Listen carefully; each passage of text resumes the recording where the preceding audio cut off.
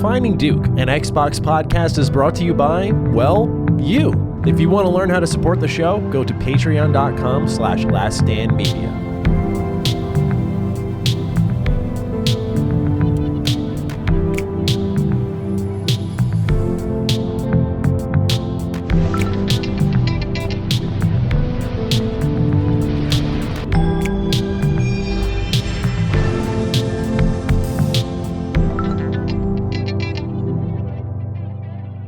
Salutations, everybody. It is Maddie here today, and welcome to episode 238 of Defining Duke, an Xbox podcast. Today, as always, I'm joined by the man sporting the right shirt for this episode, Lord Cognito. How are you doing today, good sir? Going on? Big Black Rock energy, big Black Rock energy. Sir. You know Yes, sir. sir. I'm feeling good. I'm fresh off the plane from Ohio. Oh. I saw some people in the Discord saying, how dare Cog willingly go to Ohio? So how did it live up to the hype for you? You got the Football Hall of Fame and everything like that. Did you go to a baseball game? Do you have a chance to do that? Yeah, got a chance to Okay, go to Guardians. Bro, let me tell you. Shout out to my people that was teasing me. They was like, what the hell is going on in Ohio that you got? And they like, vacate. They think I'm going to say something exotic. Yo, you go to Cancun, now I go to Ohio.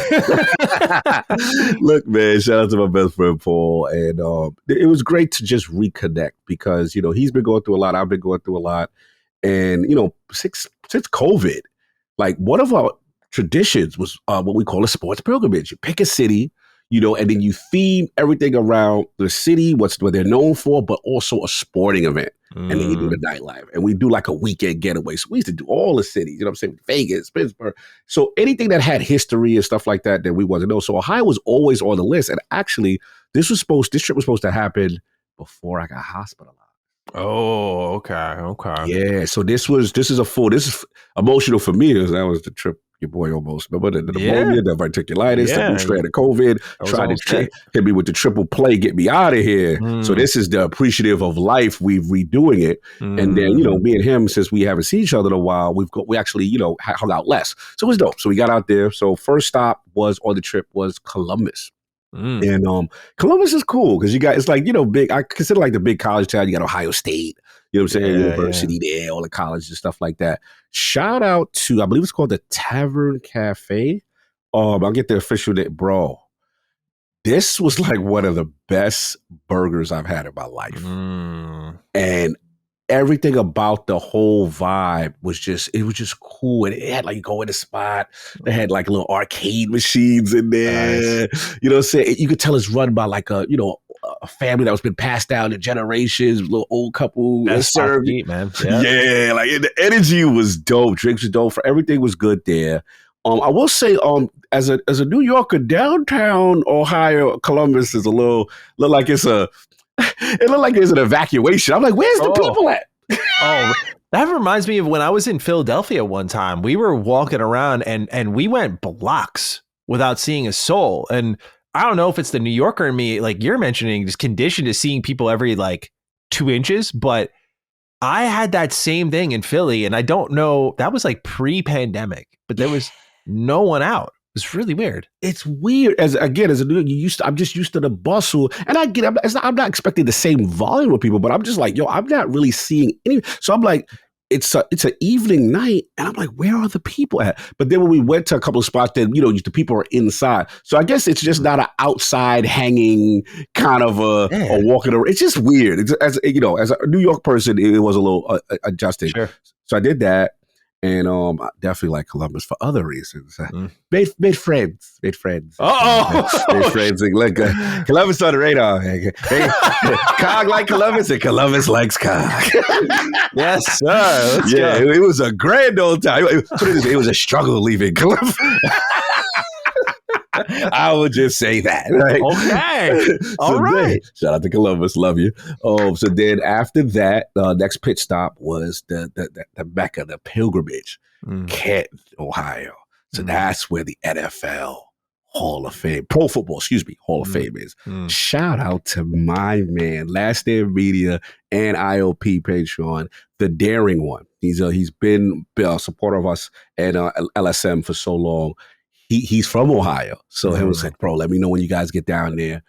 Mad about though. He hooked us up. He was like, bro, they do. I guess there was like an NFL flag football competition. There was no parking. Oh, really? He told us where to go. Wait a lot, bro. Hooked us up. Finally got a chance to meet him over. He's one of the coolest dudes. So Darren, one salute to you. You're a brother for life. You show so much love, man. I got much love for him. So then we went there, bro.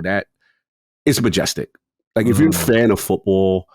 Then the cool interactive things they got going on, bro. You know how like there's an instant replay on the field and they were like, hey, we're going to review it. They got the booth. You could go inside. It's interactive. You can make the call based on the angle. Do you think it's a first down? They show you the different angles. So you seeing in real time like what the referees go through. And then I was teasing because my friend always complains when we watching the games. How come it takes them? They always get it wrong. And I'm like, bro, you got the wrong call. The answer just said you was wrong. And that was actually a touchdown. The feet was in. Bro, super dope. Then obviously you get to the busts of all the legends from the 50s, the 60s. You learn about your team when they joined the league. You got bro, Pro Football Hall of Fame, God tier. If you're a fan of football, you owe it to yourself for the knowledge of the game, how it started, and then all the legacy. They even got video games. They got Madden had his whole you section. sent me that picture. Yeah. Bro, had his Xbox action. They had an Xbox One in there inside the glass, y'all. The console, I saw the car. There was no PlayStation. It was. I was shocked to see an Xbox as the showcase thing with all the Maddens. So salute to them. And they had the old classic Madden cover with the PC stuff.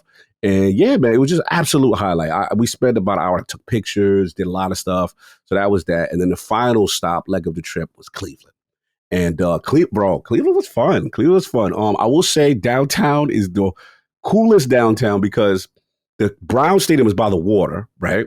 Our hotel was right next to there. And very beautiful, very cool. Then you walk up the street. It's I forgot what the name, where the Cleveland Cavaliers play. And then literally right next to it, like not even a half a block, is where the Guardians play. Wow. Bro, it's like they're downtown. They could never do that. That would be like Citi Field next to MSG, next to, you know what I'm saying, MetLife Stadium, all within a block of each other. What? It would be gridlock in New York if we ever did anything like that. Shout out to Cleveland. But yeah, the Guardians was dope. We did the Guardian games after, but I want to shout out another spot. Collision Brewery. Bro, by the water, by the lake, the food's great. Bro, it was some of the best nachos I've ever had in my life. Oh, hell yeah. Yeah, amazing. Food amazing. Drinks amazing. Scenic view. Beautiful stuff. Beautiful. You hear that comment section? See, it's a good choice. He went to Ohio. Come on, bro. Now. Ohio was amazing. They had you had to go through the restaurant, had an inside. They had a live band, bro.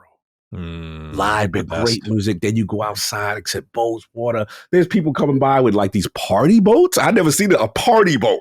Whoa. And people were like, hey, they waving at you while you eat across the water. Then you got people docking their boat next to I'm like, what is going on here? But you could tell this is the spot. Like everyone's there.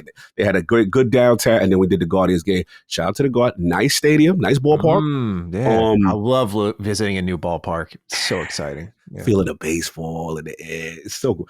Interesting thing. The stadium must be dug in. I've never seen this before. You know, all right, you drive next to a stadium, right? The stadium's up there. Yeah. Bro, when you drive next, you're looking in. You can see the upper field, the upper deck while you drive past. They have open areas on the sides of the stadium. So it must be they dug it in, because when you walk in, you're already on like the middle of the stadium, or the mid-level of the stadium. It's crazy, but it works. It's super dope. Yeah. Where were you seated?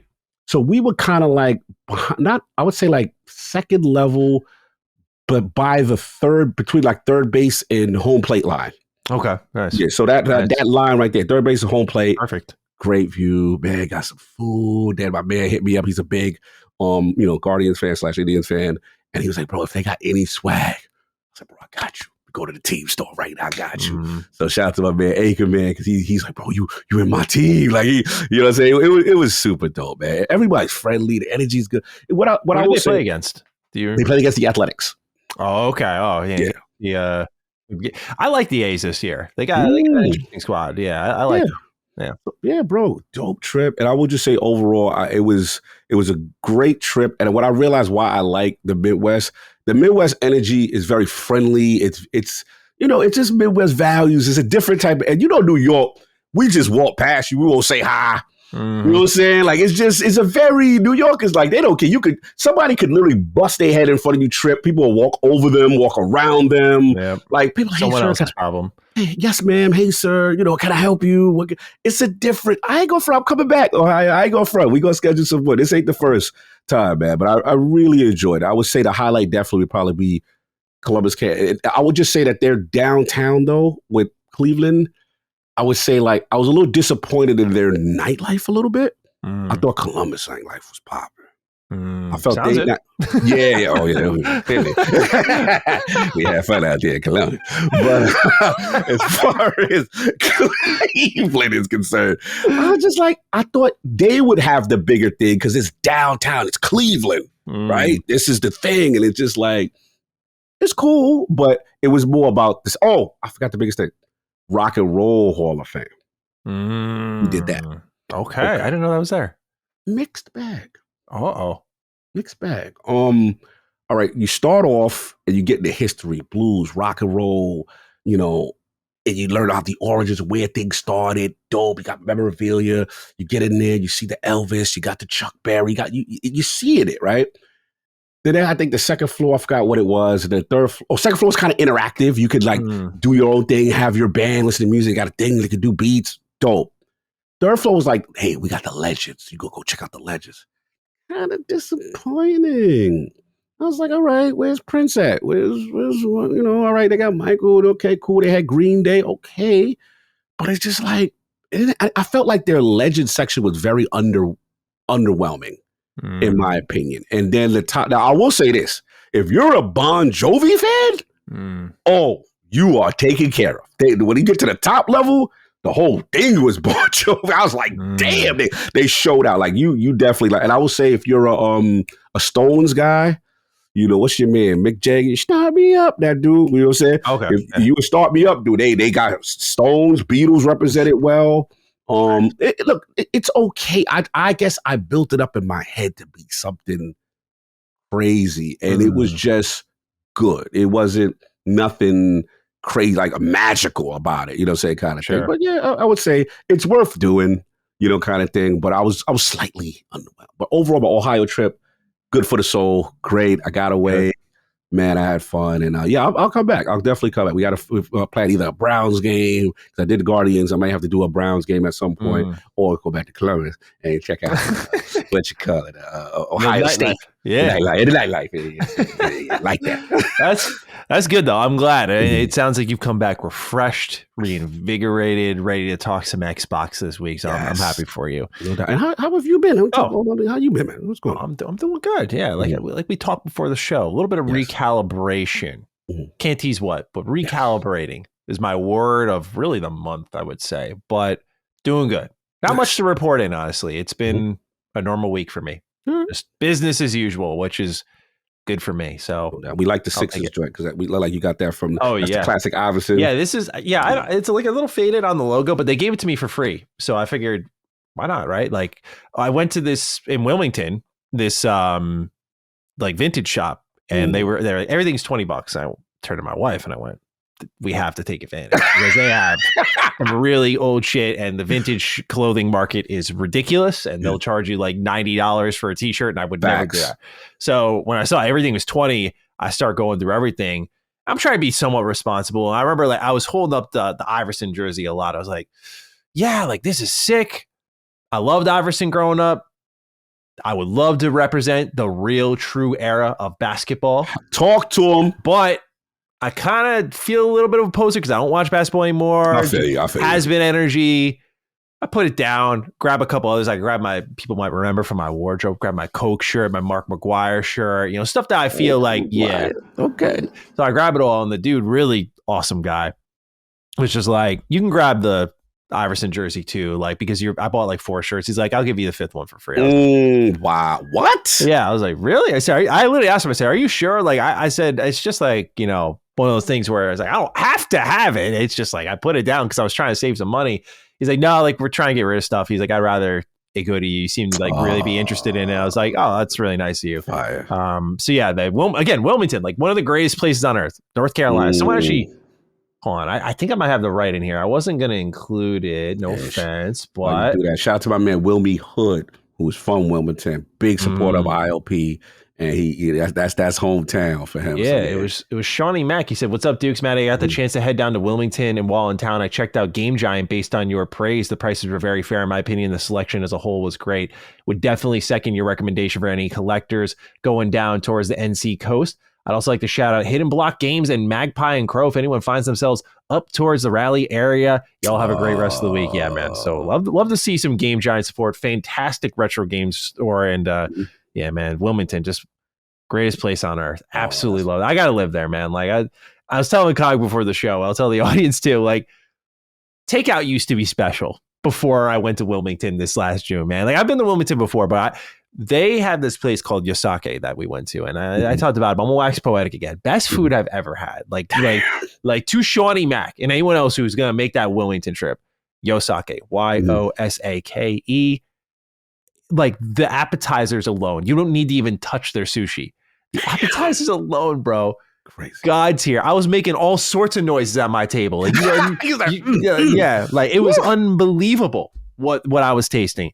And so I just gotta say, like, if you're in the area, please check it out. But like, ever since those meals, every meal was a banger, and it was affordable. It wasn't like I was going way out of my way. Like, oh, it was a special wine and dine type shit. Like these are just locally available places. Unbelievable. And when you come back, like I love where I live, but when you come back and I'm like, all right, like I can't cook tonight. Laylee can't cook tonight. What are we ordering? We get like a little bit of Asian takeout or something. I take that first bite. I'm like, you're not bad, but like I miss that feeling of like taking a bite and going, oh, this is some of the best food of my life. Yeah, go back, bro. You went to the mountaintop now. I literally I didn't know what that feeling. I thought I had been there before, but I always settled pretty well. Yeah. Maybe it's because like the places I ate that I really liked. Like there's this one sushi spot in LA that I used to go to during E3.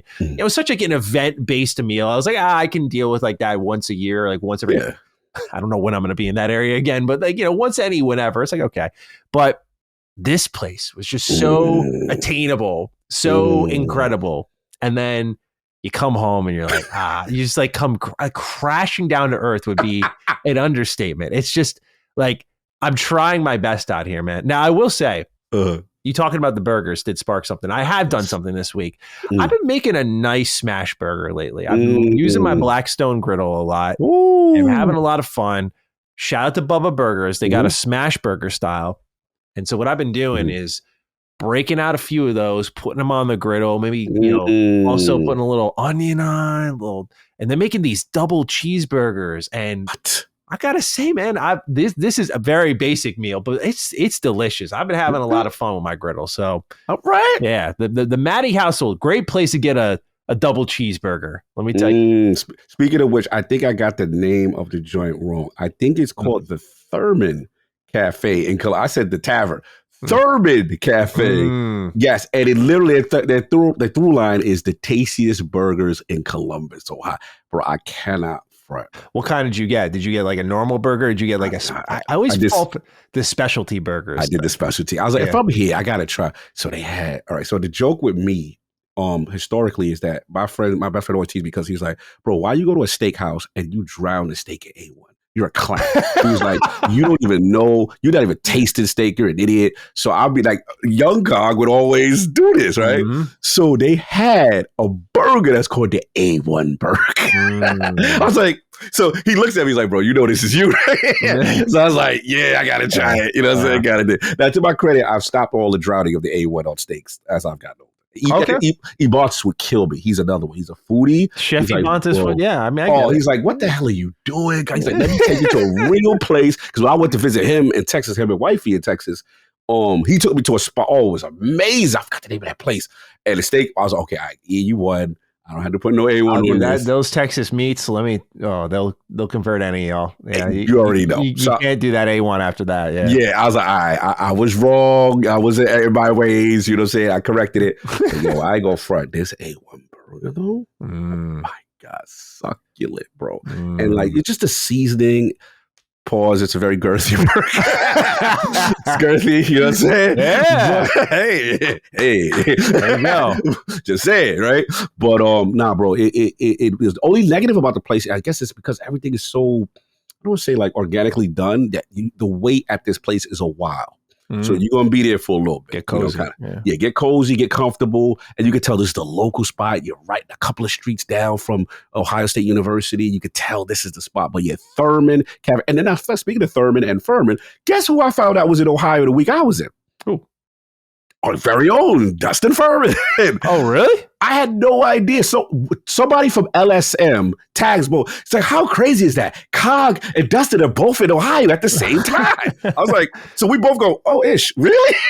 So, but I was already leaving on my way to the game at that point. So I was going to mess like, we should probably do something, but I have to leave to go to camp. Yeah. But I think he was there for a retro gaming.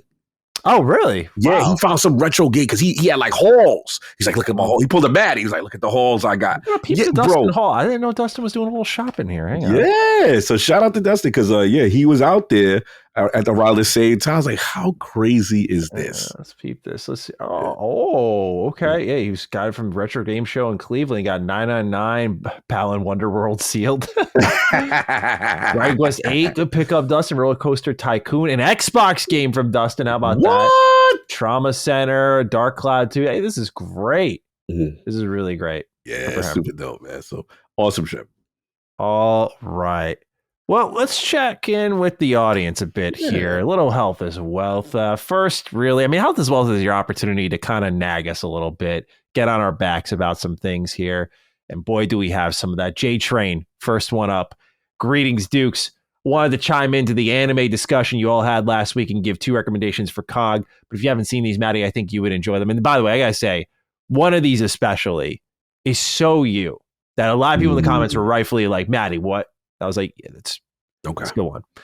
I strongly recommend Samurai Champloo and Black Lagoon. Samurai Champloo is a blend of Edo era Japan and hip hop culture.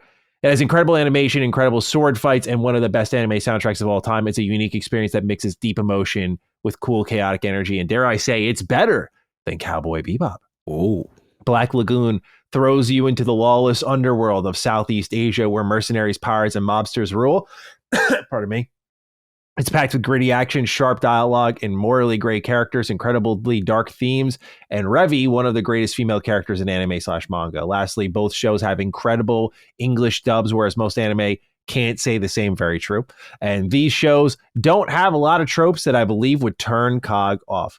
I hope you both give these shows a shot and let us all know what you think afterward. Love listening to y'all every week. Keep your dukes up and have a blessed week. COG, I definitely think if you can ever squeeze it in, Samurai Champloo would be the most Lord Cognito anime of all time. I think it would be a favorite of yours. It just got that vibe, ninja stuff, the music, Japan. Like, it would be perfect for you. I think that's a good. That's one that I overlooked. I was like, yeah, this is like laser focused COG. Yeah, this is COG. Yeah, and you are correct. Actually, they made me watch Samurai Champloo. That was one of all the reaction stream on ILP Patreon. Now, I feel like, first of all, you're right. It's dead on. This is kind of my pocket. I'm like, okay, I like this. Animation's dope. Music's amazing. I think Ghost of Yotai is utilizing some of the either the creator of that music in Yotai. There's a mode in Yotai that you can pick like a Champloo kind of vibe. So salute. The only thing I gotta come back at my audience is like, it's dope, but they made me watch like the best fights of Samurai Champloo as opposed to an episode. So now I'm into it, but I'm like, it's jumping around from fight to fight. I'm like, okay, what happened here? So they owe me to pick like the best episode or an episode to start, so I can get all the proper context of the characters and see what's going on. But I did enjoy it, and it was a head knock. And I got to see what you said, Black Lagoon. I never heard of that. Never heard of that either. Yeah. So I will definitely look at it. But J-Train, shout out to you. You sound like you know my pocket as far as where I'm at, what would interest me. But I will say I'm coming around on Demon Slayer. I'm coming around. Oh, yeah. I had some faith in that one. You know, Lately always checks in on the podcast, asks me like how it went after we finished recording. I'm like, COG's going through a little anime exodus. We were talking about Demon Slayer. I feel good about this one. I said, if COG gets to these fights, I think he will enjoy what is there. You know, it's definitely still like shonen ass shit of like, well, he did the XYZ. Of course. Like, how could they? But like, it's a little bit more sped up. It's a little bit more sped up. So it doesn't like, you know, they don't give you time to react and be like, what was that corny ass shit? Because they're already in it. Yeah. Yeah. Very well said. Yeah. What fights did you see for that one? Do you remember? Yeah, I think it felt like an opener. I knew I liked it because the dude I was rooting for got murdered. Oh no! And I was like, oh, I like the dude with the flame stuff. It was a white samurai. He was protected. I think the main character. Oh, and then the demon came through. Did the demon guy have like spiky hair? Yeah, the demon was like, oh, I can't wait to take your soul. You should join us. I know. I won't say names, but I know who you're talking about. Oh, yeah, and I like that. Yeah, he all about the fight. He all about, I want to take your soul, join us so we could fight together forever. And like, he was really excited. And the guy was like his opponent was very moral conscious. Yeah. Like, no, we're not doing that. But I had to get mad. That fight made me tear up a little bit. I remember that, watching that in the theaters. Oh, man. Yeah, good shit. I had to turn on your man Checkerboard because I like the Checkerboard. He caused the whole thing to happen. The dude had the head cut. It was about to go down. He was about to die. He was like, yo, we gonna die together, demon. You gonna die with me. And here come Checkerboard. I was like, oh. But you could tell it's probably gonna be a redemption story. And I like the whole thing where the sunlight happens. They gotta escape, before the sun. It reminds me of vampire. I'm a fan of vampires. So this is kind of giving me these demons give me vampire energy. Join us. You got to cut the head off, you know what I'm saying? Kind of thing. So yeah, so far so good. I did like Demon Slayer. All right, good stuff. All right, let's keep rocking here. It's my turn to get called to the front of the congregation, this time by Kay Huntington. Cog, I'm going to need your help with this one, by the way. All right, let's go. Can we please have Maddie come to the front of the congregation? What in the actual crap is a 90-20-1-0? Why did Cog not immediately pump the brakes on this? The audience needs answers. If she doesn't know about Brandon, Kelly, David, and Donna, she's too young for you, bro. Kind of. So when I read this on the air, there's sometimes as a host, I like to write in, y'all put some fucking crazy shit in there or something I have no idea about in my arm. I'm gonna let them rock because it sounds cool for them to hear it on air. I knew walking into that, I was like, I don't know what the hell this is. I was going to say 90,021-0. There's a million ways I was going to say this. What is this? I didn't even look it up when someone was saying, wow, Maddie really butchered that in the comments. I was like, yep. I walked into it, didn't even bother looking it up. So now that it's been brought to my attention again, help me out. What the hell is this reference? All right, help me live on the air. And how is it supposed to be pronounced?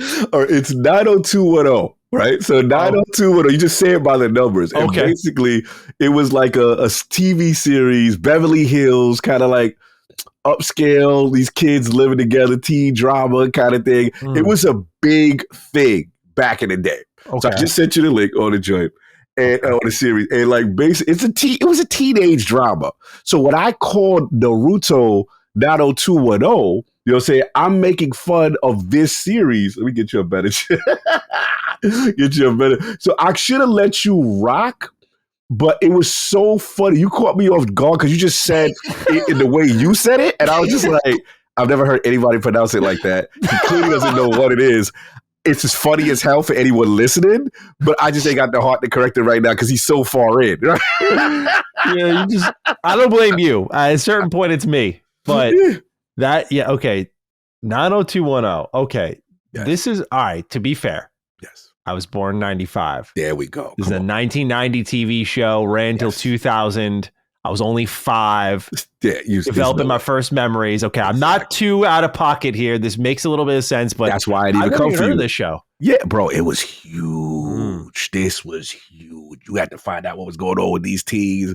And again, it's that area. This was so big for its time. So basically, again, the reason why I was teasing Naruto, because I felt like these are teen kids and we learning about them growing up together. You know what I'm saying? So when I said it was 90210 Ninja, that's what pissed the Naruto. They was coming for me, bro. The old heads was like, don't you dare disrespect us by calling our show that. And this set them off. When I put this joke in action, this set them off, and yeah, they were done with me at that point. So yeah, I had to let you know because I was like, yeah, he too young. He ain't gonna know what this is. This is old head stuff. Yeah, I apologize to our old heads in the audience. I know. This is probably a tough lesson, and I'll do better next time. I mean, I can't say because the thing is, since it's a sequence of numbers, I can't say if I looked it up, I would have been like, oh, it's 90210. Yeah, I really gotta be honest with everyone. I really think this number was coming out of my mouth one way or another. So, yeah, they ain't like that 90-21-0 that you said. Yeah. I mean, it's totally fair. Yeah, just if you can take advantage of this audience, you can really set me up. Look how easily someone did it. Yo, you can tell Kay Hudson is about that. Like he said, tell him about Brandon Kelly. Yo, it was a thing. And yeah, people have they were fans of certain characters. Do you remember Saved by the Bell at all?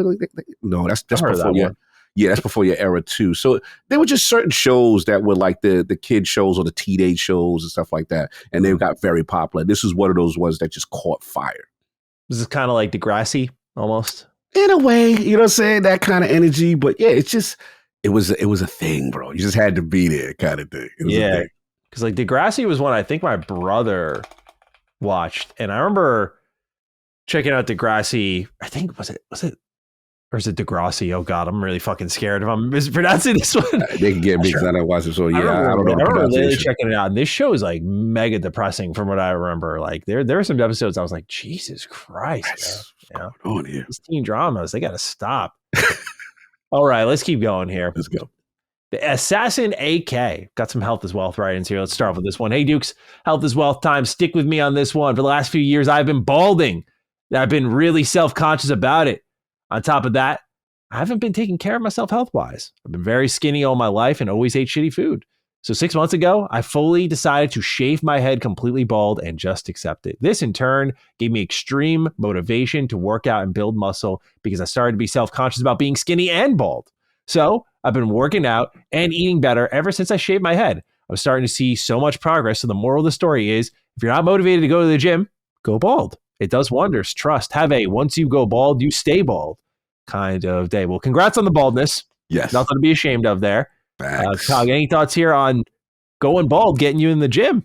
Yeah, no, I like that because like the thing is that he ain't holding on. You know how some dudes just be holding on. Yes, I have I've had two friends. I have one that I'm like, dude, you gotta fucking get rid of it. like we've had the honest talks. I'm like, dude, you'd be cooking without it. Like, that's so sick. I get it, but like, I know it's easy for me to say with my lettuce, but like, bro, you gotta let it go. Gotta let it go. You can't be Cena out here. Like, you can't be, like when he like turns around to the crowd and then you just see that up there, you're like, damn, like shaved head Cena's a goat for a reason. Yeah, facts. Yo, shout out to King. Like I got so much respect for him because I was like people don't understand. Like we grew up together. I grew up in the '90s hip hop era, right, where we had the big flat tops, right? Big, like his joint used to be pristine. If you ever see this rapper called Big Daddy Kane, that's how King, he used to look like him, right? So when I remember when King was going through it, and I was like, "You're just gonna cut it?" He was like, "Yo, why am I fighting this, bro?" I'm like, I was resisting because I didn't want to mess. I was like, I don't know, man. He was like, bro, it's going. Because if it's your time, you're gonna have to do the same thing. So I was just like, I get it. So for us, bro. Facts. You got to do it. You got to do it, man. So shout out to him and shout out to everybody. Let it go. And as far as Assassin AK with eating, look, now you got the new look. Your aerodynamics. I will say maintenance is much better. Your aerodynamics easy.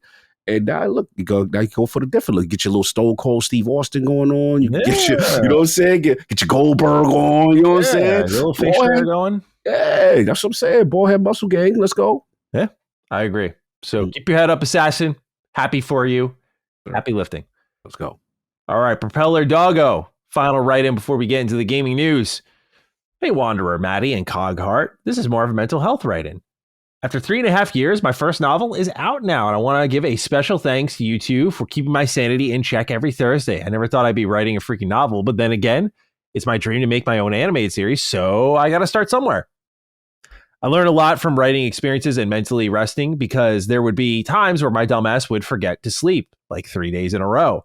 I'm much better now, and with the release, I would be definitely taking a well-earned rest before writing anything for novel 2.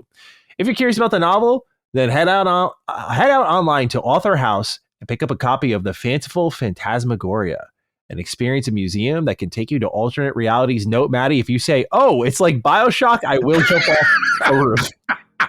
For what it's worth, I didn't think of BioShock when I first put this right in the show. I did not think of BioShock reading this. So sincerely, you're okay. Don't jump off a roof. So consider this a special thanks for being part of the creation of the novel as I wrote and listened to you guys. Have a who wouldn't guess that playing nothing but Crash Bandicoot would have inspired me to become an author kind of day. This is awesome. Congrats to you, awesome. Propeller Doggo. I'll look forward to checking it out, man. I did look it up and it looks good. So I'm gonna give it a look. No doubt. Salute that, man. All right. Let's start off with a rumor. Sure. It's a really interesting one because we did get a write-in from Lord Sonic, Robert. He wrote in RK128 saying, "Blessed day, Bonanza, Maddie, and Cog. With the recent report of Fable being pushed to 2027, why do you think this is happening? Could it be them developing a PS5 or Switch 2 port alongside the Series X and S build? Is it a shift to the next generation Xbox, or is it because of development issues? While I normally wouldn't be concerned for Playground Games' future, we've seen how Microsoft downsized teams that are taking too long to cook. If Fable doesn't release next year, I could easily imagine that team getting substantial layoffs. I don't care what anyone says. DK Bonanza already secured best game of 2025 for me today." So I looked at this before writing the show because I saw it. I was like, there's no fucking way. Like, there's no way. I mean, I guess there is a way, right? Like Phil said, yeah, next year Fable. I'm like, okay, I think this is also kind of like check out for this. I was like, I you know, sometimes you get certain rumors, you see them and you're like, can't be. Like, right. So I look into it a little bit. This came from Xbox Era. Right. And I was like debating whether or not to go put it in the show because some people were talking about it. I was like, okay, do we talk about it from the angle of if true, right, what does this mean? Or do we leave it until more verifiable sources step up? Mm-hmm. Not to get into anyone else's business. Mm-hmm. I mean, I guess when you put it out there, I mean, it's kind of hard not to. And it has to do with the rumor that people were writing in our show about. But Xbox Era then did a follow-up stream. And I guess they had a segment in their show called Rumor Mill. Yes. And they've decided to cut that. And they said that they cut it because these rumors are causing like relationship issues for them with like other teams that they're working with. And John specifically said that this was a segment designed to massage Nick's ego. And I was a little like taken aback. I was like, holy shit. I was like, they're kind of like, this is like me going out and talking shit about Colin or something like that. You know, like Nick is like the face of Xbox Era. I'm like, Jesus. Shout out to Nick. They'll talk at each other. Shout out to John.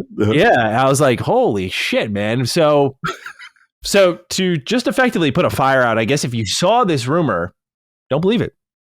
At least as of now, there seems to be, they very much indicated there's no real verification behind it. Just that it was like a hearing this thing.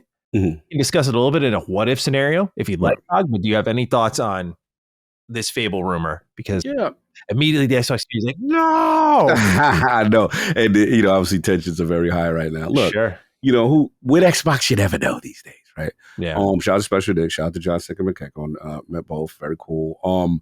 I will say to your point that John, from what I also heard, is that he immediately responded to Nick by saying, well, that's not what I've heard, in reference to the same rumor that Nick just subsequently said. So, which shows me there's conflicting information. So again, I'm not going to completely discount, but for right now, I'm just going to say, okay, until I hear more sourcing on it, then I'll, you know, go with that. But let's just say for the sake that it's true, would it be over 8 years, whatever this game is in development, right? I think a little bit longer, because I mean the rumor started in like 2017, 2018. Right. So if it is true, then part of me is just like, you know, the game got to come out at some point, right? Like, you know what I'm saying? You know, and then, I mean, look, and I get it for people that's like, yo, you can't believe anything Xbox said. Rightfully so. I can't fight you, you know, if you feel that way. Why is my alarm just not wanting to shut off, even though I snoozed it, but whatever. It didn't come through on the mic, if that's... Oh, good, because I'm like, bro, my phone is literally on mute, and it's like just yelling at me for whatever reason. But anyway, so other than that, now, to decide that if it's, you know, where I kind of lean, where it's probably not, you know, they did say, you know, they delayed it, right? So it's going to come out, you know, 2026. I would just lead to believe that, you know, we wasn't at the showcase, right? So my feeling is probably still should come out in 2026 with Xbox. Yes, you don't know, but I'm going to say for right now, status quo until we hear otherwise. But again, if we're wrong, hey, Nick, I give you your flowers, brother. But John, your own co-host, said that's not what he heard. So I'm gonna let y'all fight it about amongst yourself, and I'm gonna stick with the status quo that the game's coming out when the game's coming out. Yeah, same here. Because I mean, I would not be surprised, like if this ended up being something that was true, but until it comes from like more verified reporting, then we can talk about it there. But for now, no need to doom yet, because we've certainly done plenty of that with good reason. So no need to force this one. All right, let's keep rolling here. MachineGames has multiple projects in development, according to their 2024 financial statements. This is unearthed by Timur222. Great account, as always. Love to shout them out. But multiple projects in development. Gotta wonder, in a dream world, man, Wolfenstein 3, Indiana Jones sequel. Can we make some magic happen, MachineGames? I hope so. I really do. Cog, your thoughts on this? Same. I love it. MachineGames deserves it. Indiana Jones was an absolute success as far as I'm concerned. As far as critically, as far as the reception, Todd loves it. From what I hear, Lucasfilms loves it. Yeah. And hopefully they will. I know IP games are expensive, but they will be able to get another chance to do that. But also, like you said, I want them, besides just Indiana Jones, let's get back to MachineGames. Let's get back to Wolfenstein. Let's get back to that Colossus energy. Like, those games are amazing.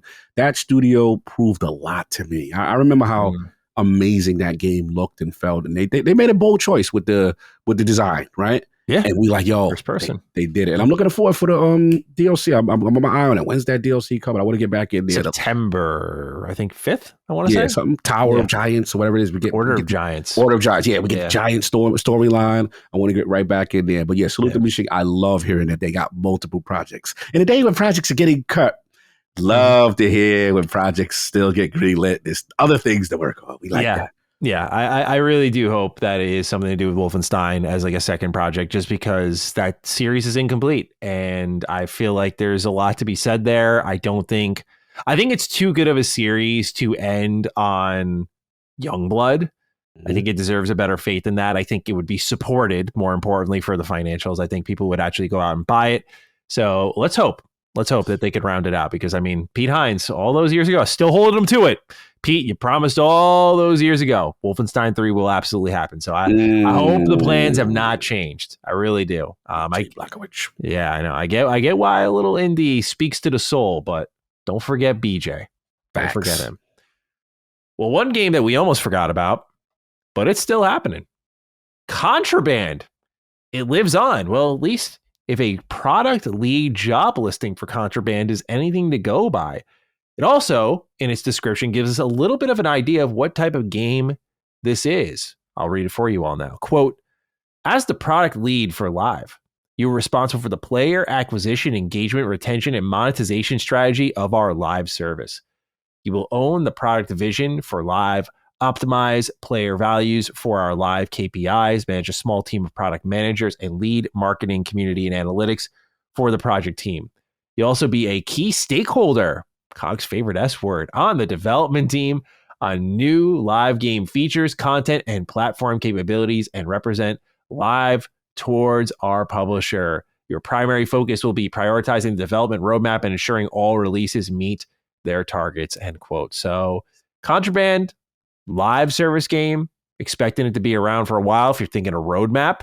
How are we feeling about this? I'm so surprised that everything that's been axed in the last 2 rounds of layoffs, that this project is still something that's kicking around here.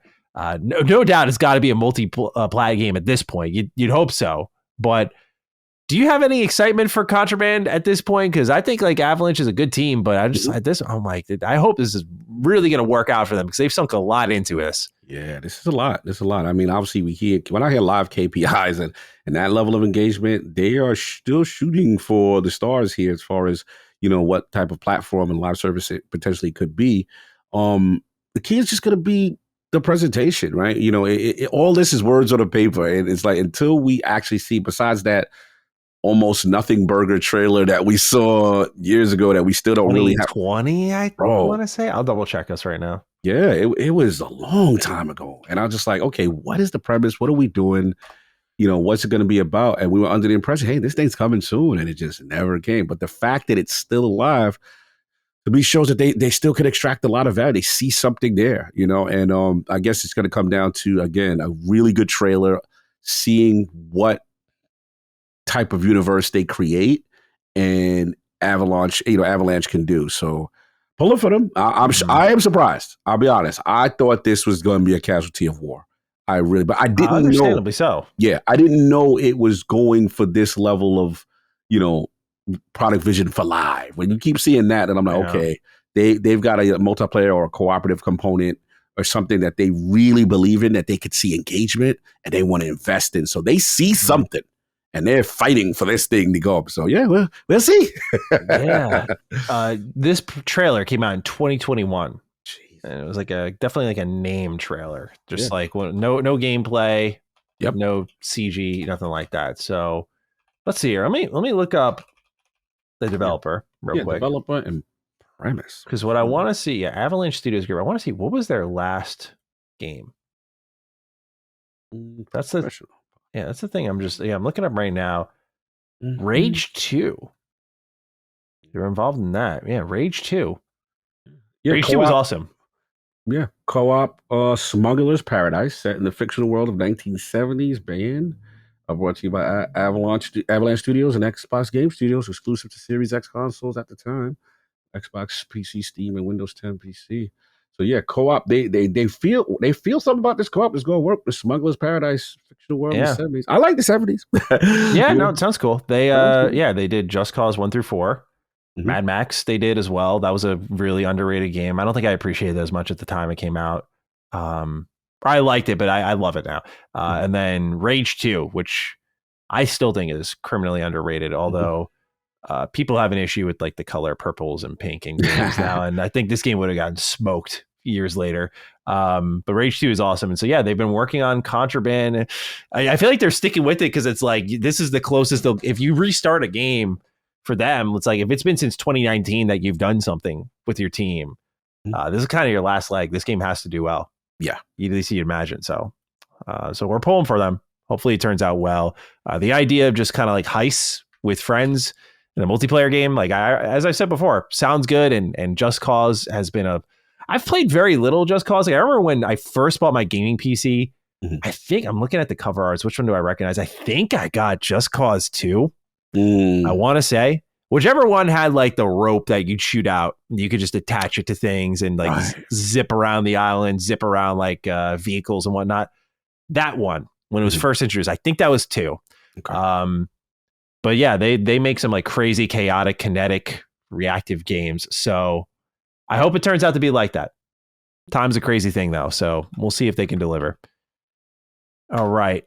Xbox is working on next-gen console or next-gen cloud gaming. Apologies.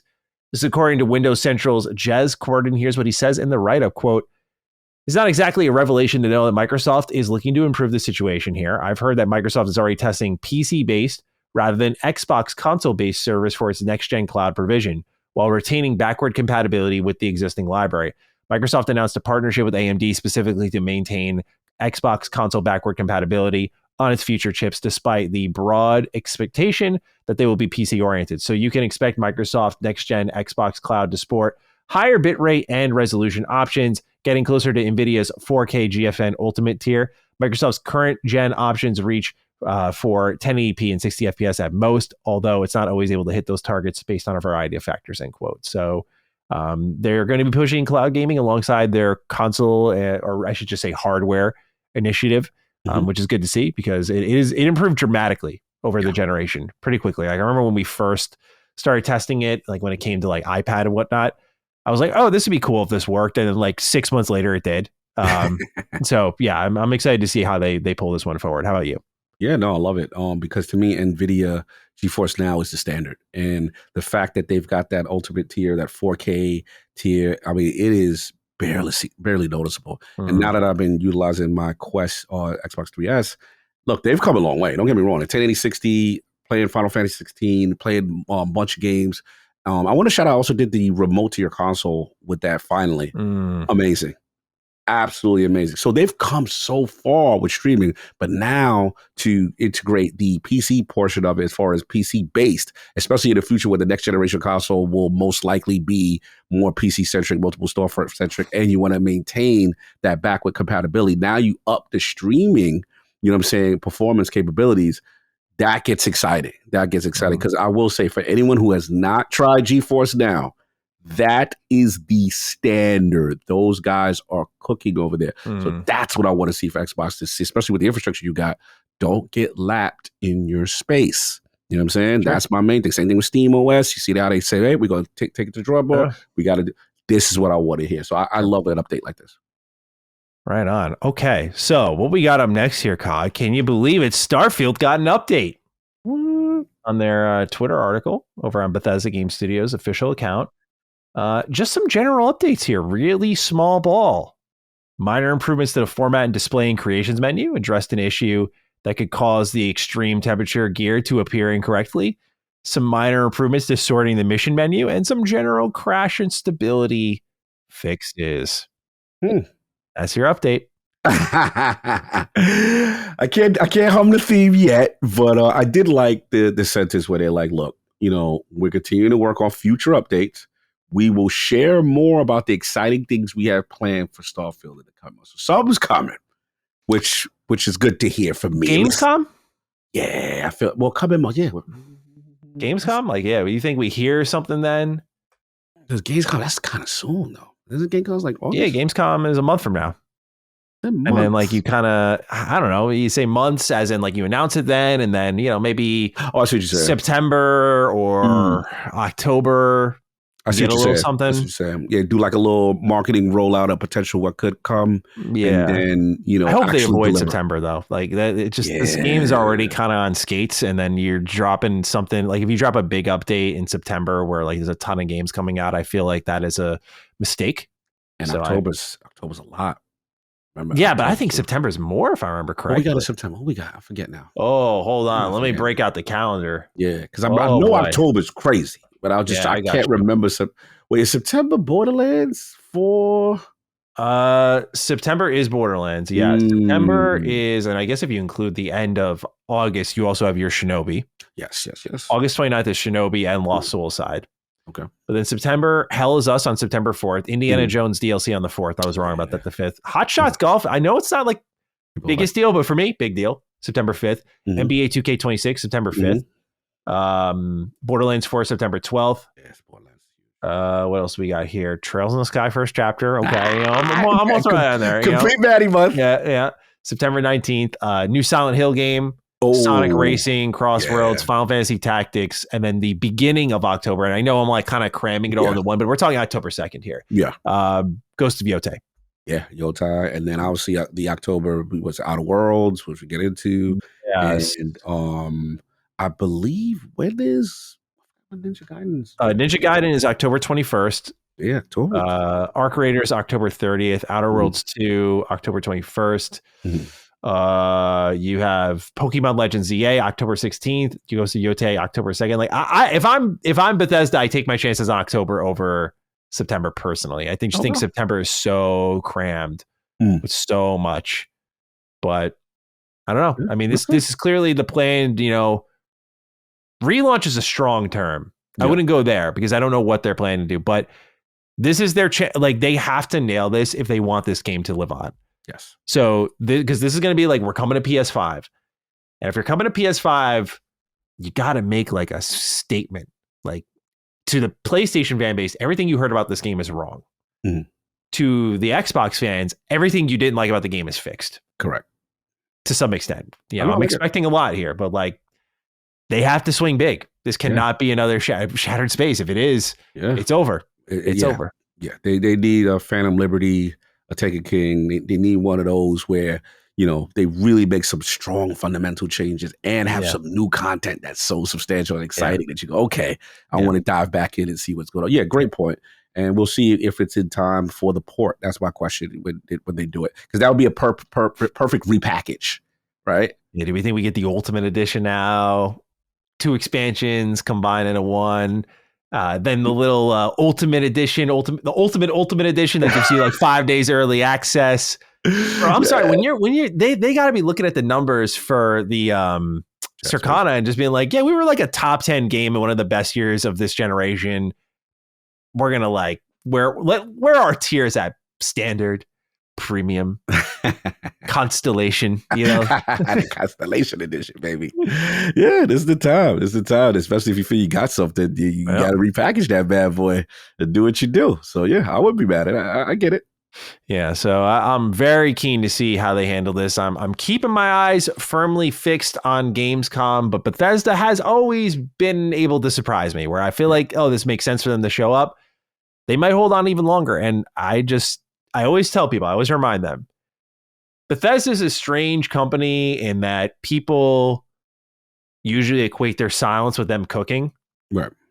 And as much as I want them to hit a home run with whatever they're doing next to Starfield, I've been fooled. I fooled myself, I should say, so many times in that I think their silence is them just like toiling away, cooking away. Like they did that for Shattered Space. Like they had updates, but they were like working for a while in Shattered Space, no real details. You're like, oh, it must be awesome. Like the optimist in your brain just comes alive. Right.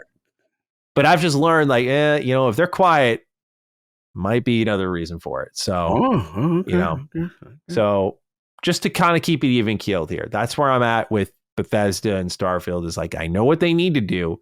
Right. I hope they do that. Yeah. We'll see if they actually do it, though. It's going to come down to addressing a lot of complaints about the game. There's a lot. And the last thing to add on, the main thing is the procedural stuff and doing something with that just, again, the disconnect from the typical Bethesda experience, like when you played in Oblivion and the just going out, the adventurous aspect of it. They have to somehow figure out a cool way to connect this because a majority of the game is going to be useless for a ton of people who are not going to randomly go to a desolate planet. Yeah. Right? Like seamless exploration, I think it's impossible for them to pull off in an update after like a year. But if they could figure that out where it's like, hey, you can go to all these planets and not literally touch down on them like No Man's Sky, but they do some things to kind of keep it a little more seamless and exploratory, I would say. Yeah. That would do so much for the game on its own. It really would. Reasons to go, just again, and that's where the soul of the game I felt gets lost. That the main stuff we love, right? When they beelined us, but it was just like when we tried to play it like a classic Bethesda game, it lost its strength there. And that's too huge a portion of the game to just ignore, and you have to address it and make compelling reasons for us to engage. And I think that's the mystery of Starfield and how the challenge that they're going to have to do it. I don't envy them on that because this was a bold design choice. We all said, hey, let's see how that go, right? We were all a little skeptical. Like, let's see, the technology sounds cool, but have you lost your soul by utilizing some AI generated thing? I was talking to Locke about Starfield, and he said like sincerely, this is the first game he's ever played where it feels like AI was involved heavily. I do wonder sometimes because there is as someone who knows those types of games they make from front to back, there is a sense of like lacking soul in Starfield. And I always kind of blame the ambition of the project. I'm like, it just came down to, I think it was way too big for them.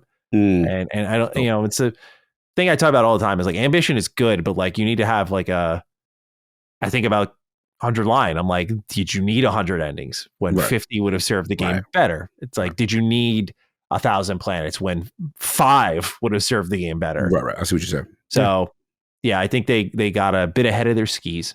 Yeah. And so we'll see if they can reel themselves in here or at least make something of it. I think at best, leave us with a good taste in our mouth, right? Yeah. Like, okay, I want some more of that. Or, hey, I get Starfield. Because again, I think one thing Fallout 4 did really well was while there was a lot of, is it an RPG? Is it not? Is this acceptable for a Fallout game to be like this? They come out with Far Harbor, and I think they shut a lot of people up. They're like, we can do this type of experience. Like, you kind of got the idea that like they actively just choose not to. Like, it's not as valuable to them.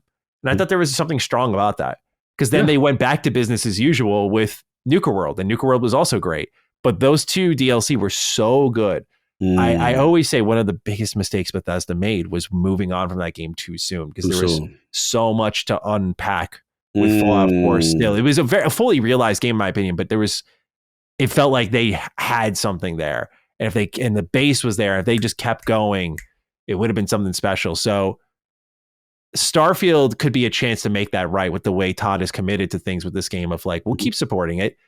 So I hope they make something good where people are like, oh, I want more of that. Yeah, bro. Then we can get a year 3 and 4, because that's what Bethesda wasn't doing back then. They moved on to 76.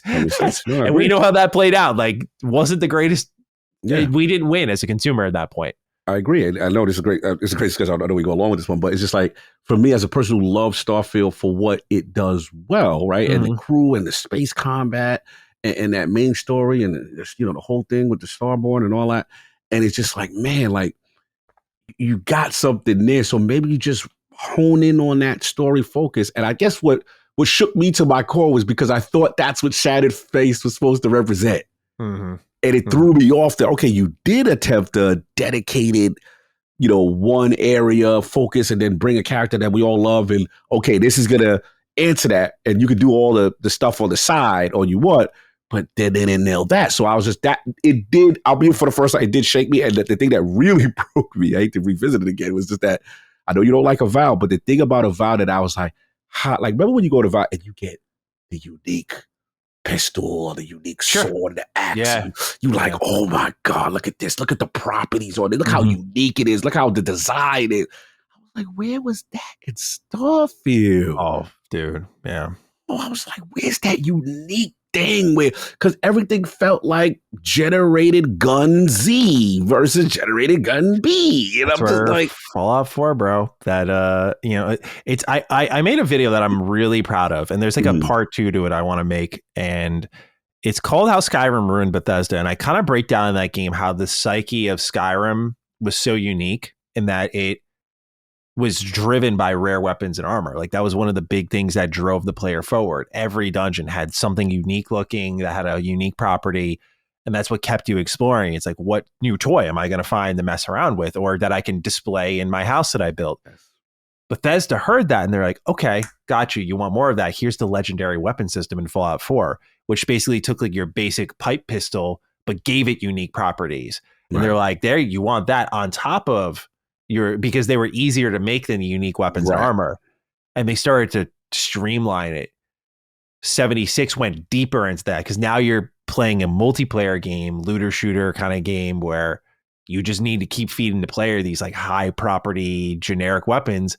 Very Destiny. And then it goes into Starfield where it's like a single player game, but even worse in that, or arguably worse in that regard, because you expect more from a single player game and like its uniqueness.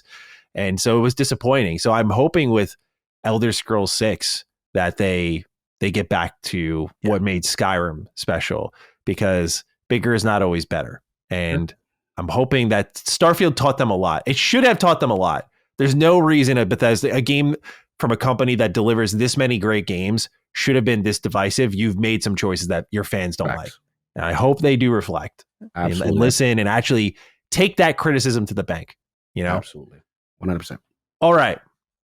I could talk all day about this shit. Oh, yeah. Next up, Microsoft is adding a Play History tab to the Xbox dashboard. Here's how they describe it. Quote, whether you're on your console PC or a Windows handheld, you can find your Play History at the end of the Jump Back In list on the home screen. While the large tiles highlight games you've recently played on your current device, the Play History tile shows games you've played across any Xbox device, making it easy to pick up where you left off. With these updates, Xbox is making it even easier for you to jump into your favorite games wherever you are, whenever you want. So seems like a little bit of prep work for the Xbox Ally, and also obviously unifying all these different hardware pieces together. Any thoughts on Play History?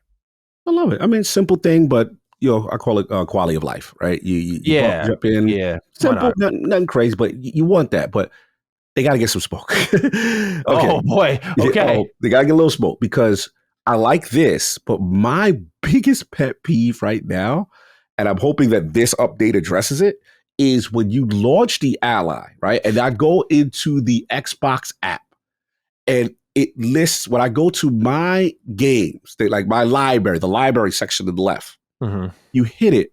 Maddie, why aren't my installed games shown by default? Yeah, I noticed that when I was going to install Wu Chang. I was like, what the fuck? Like, there's a lot of hoop jumping I still got to do with Xbox UI that I kind of have gotten, like I always talk about, is like the messy room where everything's in. That's what the dashboard experience can be like at times. Like, I know where to go, but I don't process that sometimes because I'm so frequently there.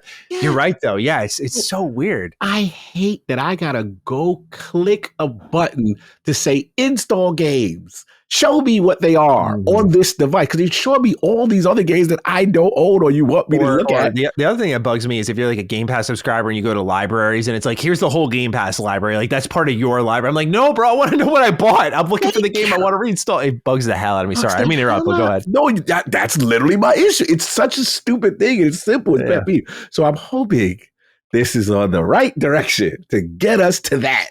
You know what I'm saying? Because the app could be so special. They obviously are doing the thing with the Steam and the multiple storefronts. Dope. Love that. See my Steam library. They keep me in this app. I like that. Now let's just organize. Let's clean up. But this is, again, a start in the right direction. Let's get these updates going quicker. Let's get this popping, because I'm getting that $2,000 ally, whatever it costs. Yeah. And I need to be ready for my $1,000 ally. Sure do. All right. Next up here, bummer story to go through.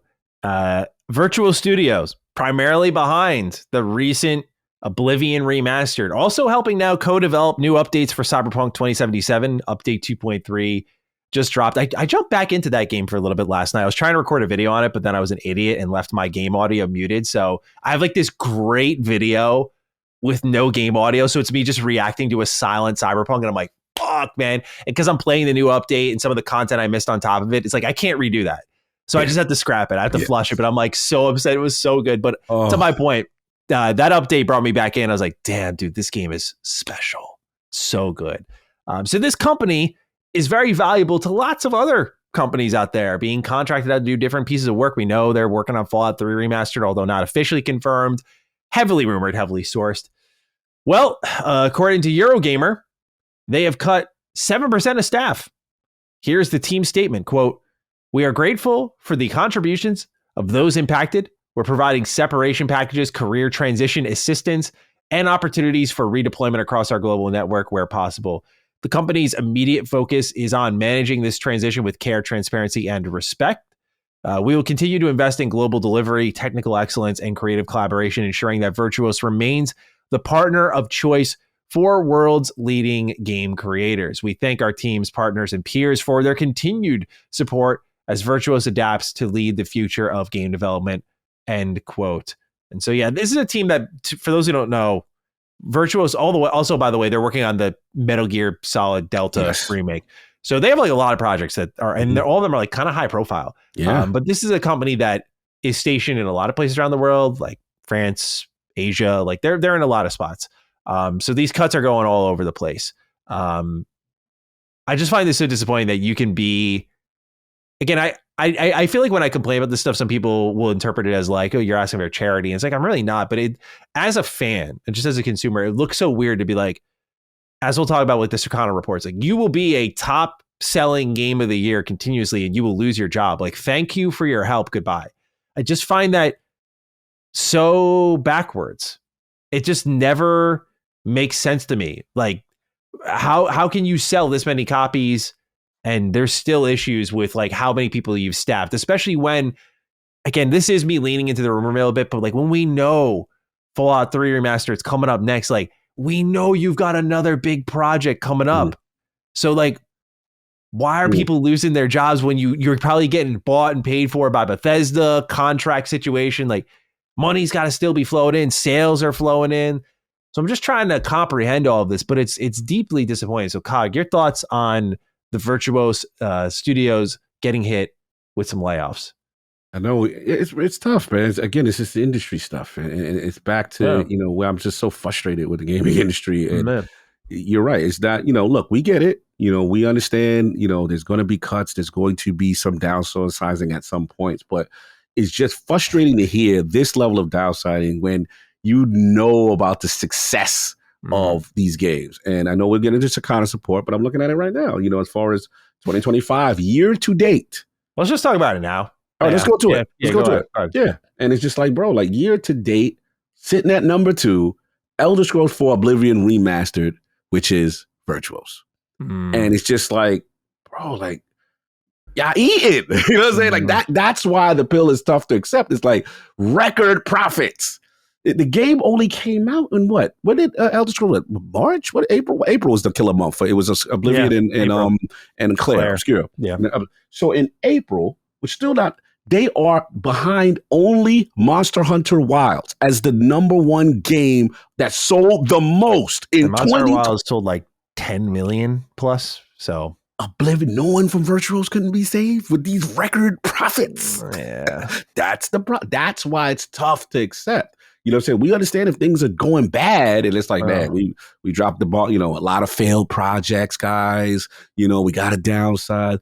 You can't tell us, yo, record profit and then this. And then obviously we know about what's going on with AI and all the other stuff. Sure. But yeah, it just, from a games industry perspective, this saddens me. It does. Yeah. To dive into these numbers a little bit more, there's the top 10 best-selling games on Xbox platforms. This is physical and full digital games from digital data sharing publishers in the Digital Leader panel, ranked on dollar sales.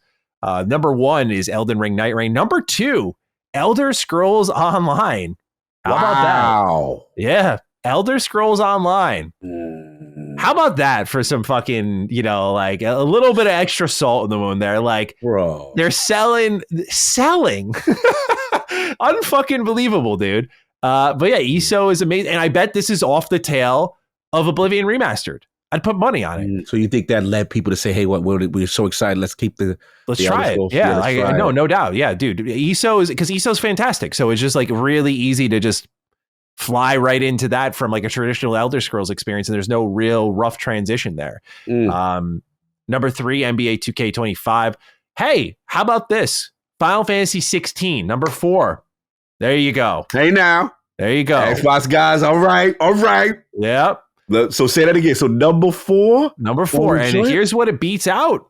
Minecraft, Forza Horizon 5, Call of Duty Black Ops 6. What? EGA Tour 2K25, Red Dead Redemption 2, WWE 2K25. So I think the more important ones to note here are Minecraft and Forza Horizon 5. And Call of Duty, because Call of Duty in one of the, Black Ops 6 in the 2025 year-to-date US, specifically, top 20 games, physical and digital across all shops. Black Ops 6 is at number 4 for the year. So perhaps indicates that Final Fantasy 16 did really well on Xbox. Yes. More than our, I mean, it's just Xbox, but more than our jokey 100K.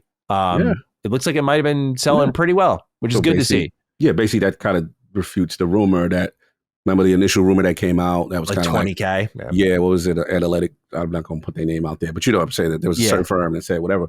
So, like this is that's a big deal. I'll be honest. I didn't expect that. Yeah. So more than Minecraft in that month. Minecraft. But every month, every Minecraft could be at the top, to be honest with you. Look at Forza Horizon 5, man. Here's my thing, though. Why is we understand it's going to PlayStation, but we see the resurgence on Xbox on a platform that has it on Game Pass. I think it's to a certain level, just kind of Mario Kart 8 Deluxe-ish. Like, it just keeps finding its way. A Red Dead, like it'll keep finding its way because it's just so accessible. It's so everyone's playing it. It just, you know, I think the PS5 shot in the arm, like this is the perfect example for Xbox when we talked about what it could do for their brand. A high tide raising all ships. Like, I think this is that. Like, oh yeah, you know, people are going to go out and buy the game, and you're not really seeing the drop off like maybe we talked about with like Sea of Thieves. So I do think this is just a game that, especially knowing that 6 has to be just around the corner, as in like probably next year, you know, possibly, you know, like, and you could have that double, like we learned this year, there's a double feature for the developer direct. And so we can have 2 games in one at the summer showcase, and you start to connect the dots of like Fable and Horizon 6. Like, I just think it's a game that can easily rise to the top for the Xbox fan base, you know, like it looks like they had it. Cause I was like, well, maybe they had a big update. So they had like a season 9 update, new accolades, fixes, stability, performance updates, but it wasn't like major content. But yeah, to your point, it's kind of like, what they said, evolving worlds are now accessible. Okay. I'm just curious, you know, what is happening in the game that, again, on a system that has it on Game Pass, we are conditioned to not buy it anymore because you are the Game Pass platform, right? Yeah. So to see this, remember, it was number 16 the month before. Interestingly, Elder Scrolls Online, we were like, whoa, look at that. That was number 2 last month as well. I didn't realize that. Elder Scrolls Online, what's going on? Well, they had the new content drop since they did have a new content drop every June. But for it to be in May as well. Yeah. Xbox, what are you doing, man? Yeah. And then for June 2025, the top 20 best-selling premium games in the US, excluding hardware bundles, number 1 is Elden Ring Night Rain. Then Death Stranding 2. Mario Kart World at number 3. Again, Mario Kart 3 probably sells better in all of these games, but it's not accounting for hardware bundles. So that shows a lot of people jumped for the $50 option, if you will. Bundled in with your system. As we'll talk about with $80 games later. Probably suggesting people are willing to take their wins where they can. Black Ops 6, number 4.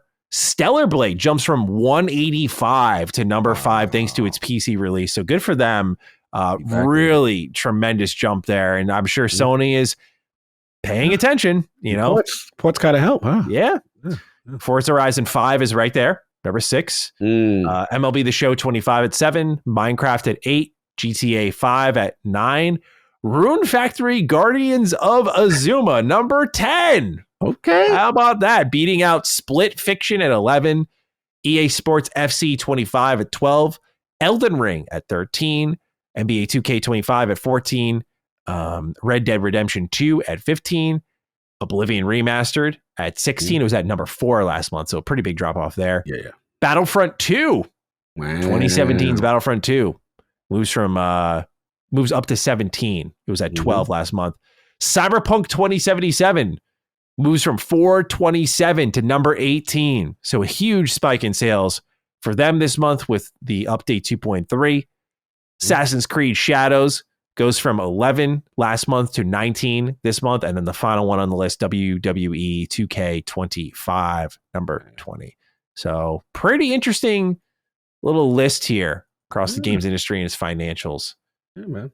Very, very interesting. I love this type of stuff. Just gotta track data and stuff like that. Yeah. This is cool, man. I'll be honest, I'm very impressed with some of the stuff on the Xbox list, to be honest with you. Yeah. I did not. I just wish there were numbers. That would like. Of course. I mean, we always want it would that. help stabilize conversations like, oh, look, it's working, or it's obviously, it's not working. That would be what Xbox is most afraid of. But yeah, for sure.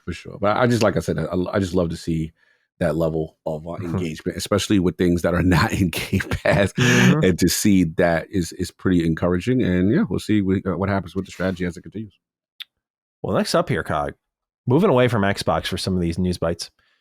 From Software has another game on the way. According to outlet MP First, the team is working on another unannounced project that is a multi-platform game codenamed FMC. It is said to be in the advanced stages of development and that unless a delay strikes, we should be able to play it next year. Now, for reference, wanted to collect this data for y'all to just see what kind of fucking run this company is on. Armored Core 6, 2023. I'm sorry, I also forgot to include Elden Ring the year before, right? But Armored Core 6, 2023. Shadow of the Erdtree, 2024, which was a game unto itself. I put like 50 hours into that thing. Night Rain was this year, 2025. Dustbloods, next year, Nintendo Switch 2 exclusive. And that's on top of whatever Project FMC is. You're seeing the results here. One thing that Miyazaki talked about is like they retain their studio game or their talent game after game. And you're seeing here what difference that makes. Look how many games they're putting out, how many big experiences they're putting out across all these different platforms and all these different IP. It's not just Souls-likes. Yeah. Get an Armored Core game in there. Duskbloods. I'll be very interested to see how that plays. I'm not super optimistic about it, but I'm very curious about it. That's the one. That's the Switch one. What's the Switch? Switch to multiplayer game that everyone thought was right? Yeah, we all thought was like the next Bloodborne. And it's like, oh, it's multiplayer. Shit, like this would be mad cool if it was single player. I'm still gonna keep an open mind to it, but man, they're putting a lot out right now, and you look at how Miyazaki was giving raises and that they were keeping their teams, and we're seeing the results of that. The well-oiled machine that is From Software is churning out 2 games next year, potentially, if this report's to be believed. So I think this is tremendous.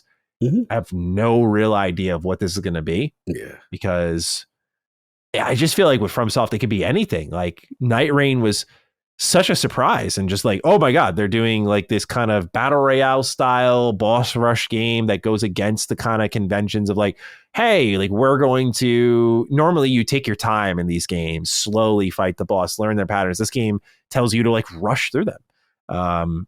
It's more like live servicing. It's a cheaper game. It's like $40. So just really interesting to see like how they've handled the business from Elden Ring. I think it's been great because they're greenlighting things that I think otherwise, like, I mean, Armored Core 6, I'm like, would they have done that? If they didn't have Elden Ring cash? Good question. You know? I know it's easy to go back to Elden Ring a lot, right? Like Shadow of the Erd Tree, Night Rain. Like, yeah, they're milking it dry, but I think they're doing it responsibly. These have all been great things, like great parts of the package. So, Kyle, any thoughts on another From Software game on the way? Wow, another surprise, right? These guys have been killing it. Absolutely. I think Bandai Namco's very happy with this relationship. Yeah. Let's just say, right? Yeah. So they've been killing it. I'm surprised. You know, they keep churning, right? They keep churning out good stuff. And I'm assuming the return on investment is still good. You know, obviously, the way I look at them is like, Fortnite is kind of like, I mean, Elden Ring's like your Fortnite. You know what I'm saying? Like you got this cash cow that you didn't expect. It's just like, this can help fund everything. It's how I kind of look at them. But I'm all about them experimenting and seeing other different things. Of course, I would like something, you know, new and to hit, you know, other sensibilities besides Souls-like, which they attempted to do, obviously with Armored Core and other stuff. But yeah, I want to try some other genres, see what's going on, get your Obsidian on, you know what I'm saying, and stuff like that. But I got respect for From. I don't want to disrespect them. But From is, anyone coming for me and say, yo, don't you dare put From with us. I got you. I'm being respectful. From is them dudes, you know what I'm saying? Even though I am not a Souls guys, I recognize their impact. They are one of the powerhouses right now. To see how they've been built and the way they've been run is a pillar of excellence. I really can't say, you know, enough, you know, good things about them. They've really been killing it. 100%. Let's jump to Ubisoft a bit here. They talked a bit about why Star Wars Outlaws failed. They also talked a bit about Assassin's Creed Shadows and said that it's performing in line with their expectations and that is at 5 million players. No real sales numbers, but based on the Circana charts, it is one of the stronger selling games of the year. So I think people are reaching when they say that game failed. Yeah. I do think they are hiding numbers a little bit. And I do wonder if Ubisoft Plus snuck up on them a little bit on like how many people were willing to go that route rather than paying for it. But nonetheless, when they talked about Star Wars Outlaws, I found that to be the more interesting part of the conversation. In a recent shareholder Q&A, Ubisoft was asked about Star Wars Outlaws' poor performance on the market, and Ubisoft CEO Yves Guillemot said this is due to the brand being in choppy waters at the time of its release. And I have to say, and I know people will fight back on me a little bit, I dunked on this game because I thought it was not nearly in an acceptable enough state for its launch. So to be clear, I did not like Star Wars Outlaws nearly as much as I expected to. However, this is true. I don't like Yves Guillemot. I don't like Ubisoft, but this is true. The Star Wars brand is in a fucking catastrophic place. And especially, you're dropping a new Star Wars game 2 months after The Acolyte? You're telling me that has no impact on a game that people are questioning leading into launch with a developer like Ubisoft? There's a lot of factors, but I'm like, you think this didn't have a factor at all? Come on. Come on. This, like, I get it. I have a lot of issues with Outlaws. It looks like in the patches, I want to try it out again because in a lot of patches, it seems they fixed it. Yeah. But you don't think that Star Wars brand being in the shit spot it's been in since really Rise of Skywalker and just constantly getting worse and then reaching that peak of like mediocrity in Acolyte. You think that had no impact on the game? Well, come on. Like, let's be realistic with ourselves here. You know, like I think this is absolutely true. What do you think? I think both things can be true. I think that, you know, I haven't been following Star Wars. I did hear Andor was good, but to your point, you are the guy I, you know, listen to when it comes to that. I defer to you with your Star Wars guys. Few people like you and I believe Travis is like my Star Wars guys. Hey, what's going on? And yeah, if the community is saying that the Star Wars brand, you know, right there, I do feel that's a factor. But I also got to give them smoke, obviously based on, you know, what you said. I remember adding because I didn't play Outlaws. You know, once I heard what I heard, and y'all told me that the what was it the stealth AI, you drop your AI was weapons, the stealth broken. was bad. It was I was 2010 game design. It was really bad. Yeah, it was just like the game had so many avoidable problems, which is why they've been able to patch them out. So that's all I want to try it out. But yeah, it was a rough launch, rough launch. And all I've been watching is the actual patch notes on fixing. And I'm like, oh, wow, they fixed that. They didn't have that. Now they added this. And so it was like all this course correction, you know what I mean, in conjunction. So to your point, I just think it's both things.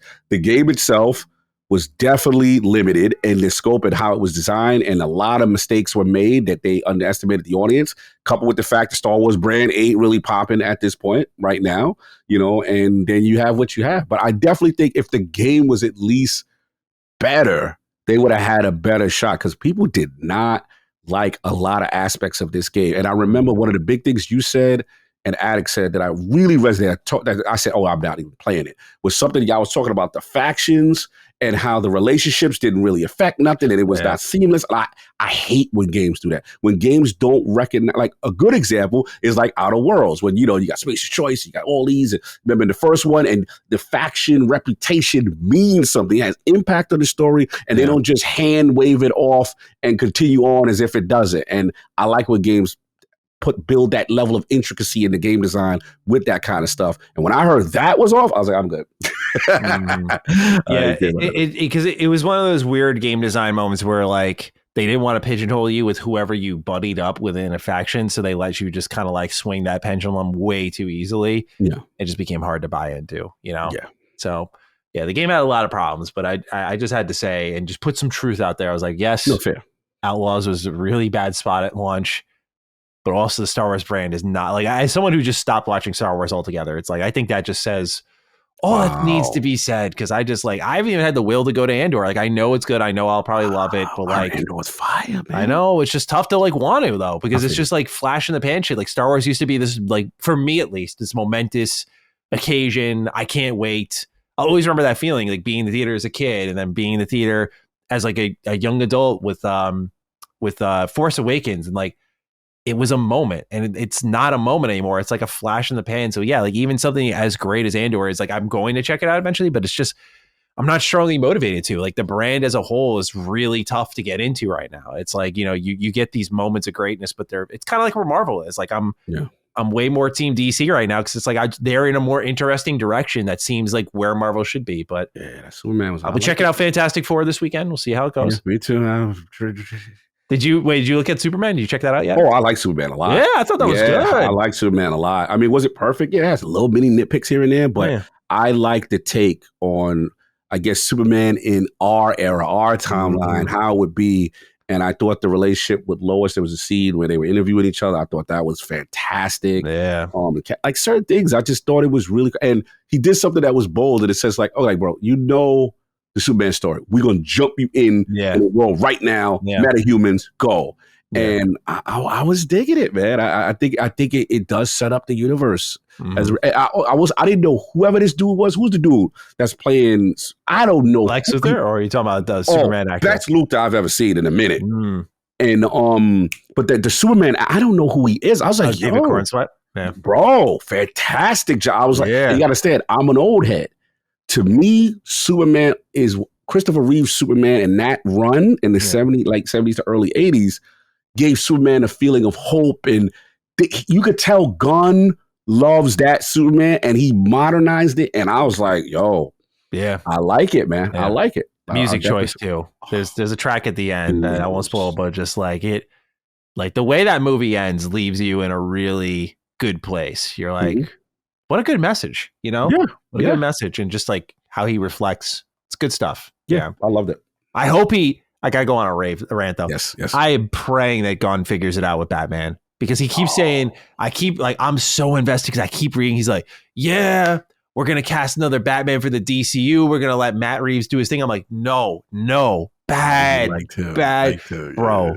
I think Batman is a masterpiece. Like I love that Christian Bale Batman with all my heart. So one of the best movies of all time, Dark Knight.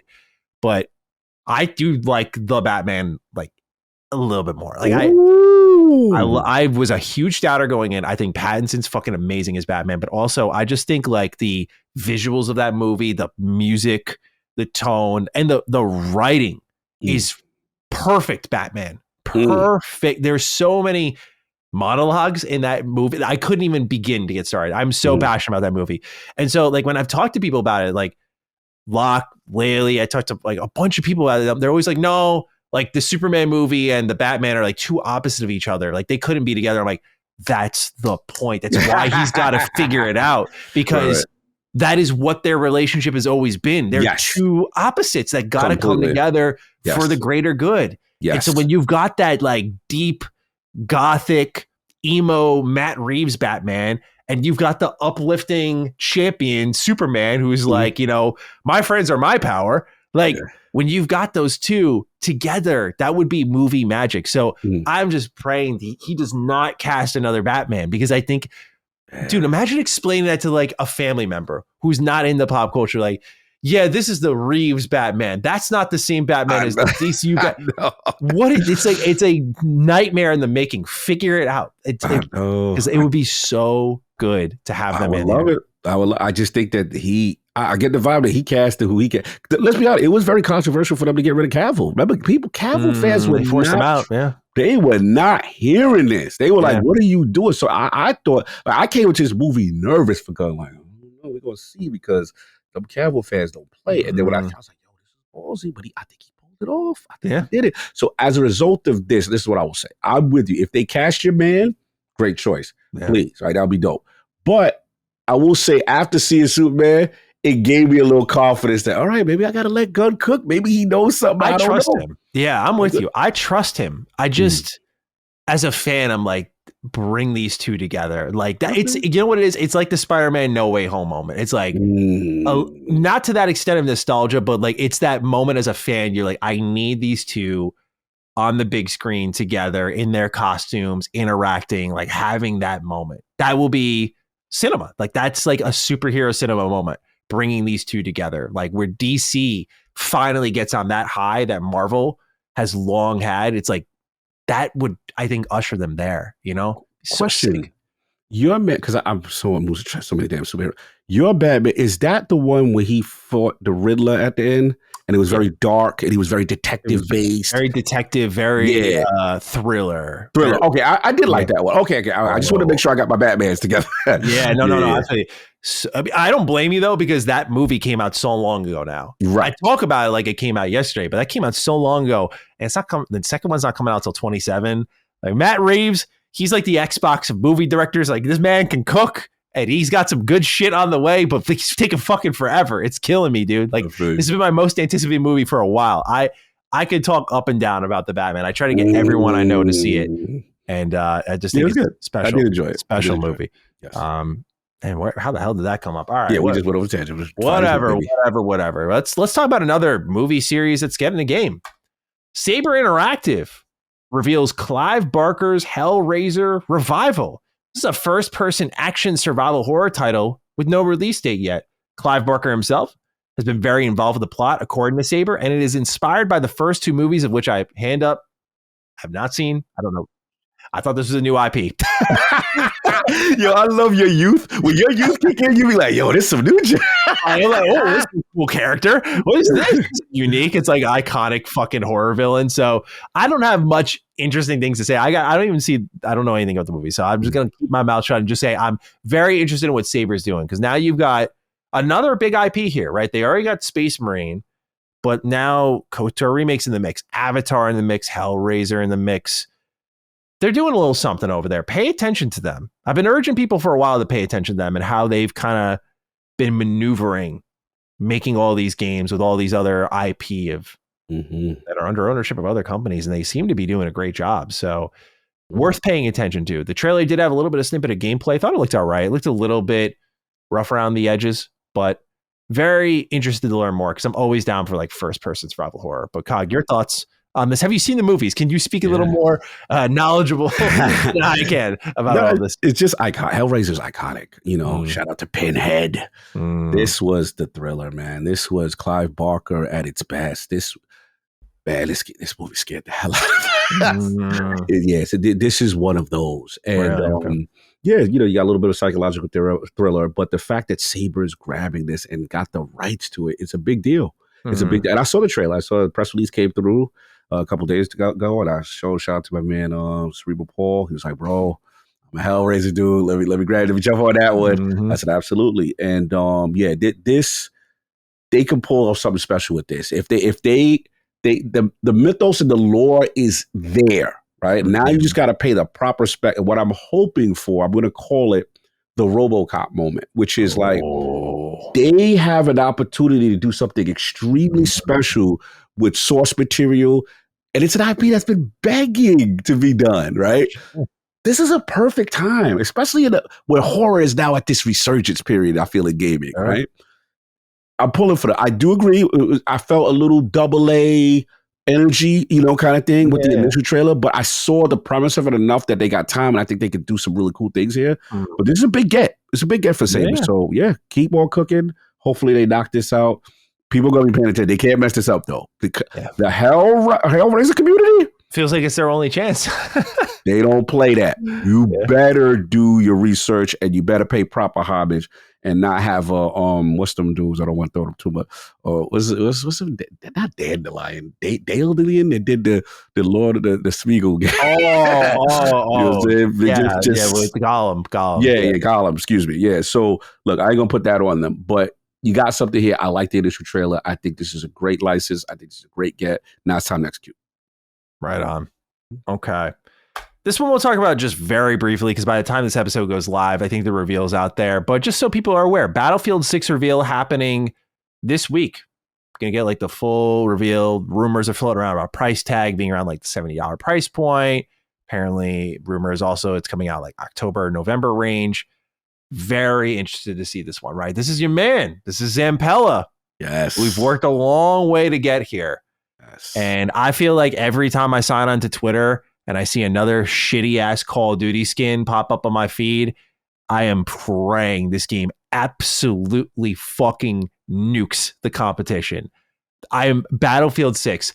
Save us, because there's literally Halo's in the shitter. Call of Duty is just going to throw any fucking costume they can in their game, please. So yeah, I'm just hoping Battlefield 6 kicks ass. Cog, your thoughts and hopes for this game? It's a big one. Like you said, this is Zampella. This man was sent here to save Battlefield. I don't get no Titanfall. I don't get no other stuff from Zampella because he is the head of Battlefield. And I get it. Look, he earned the respect in the building by EA.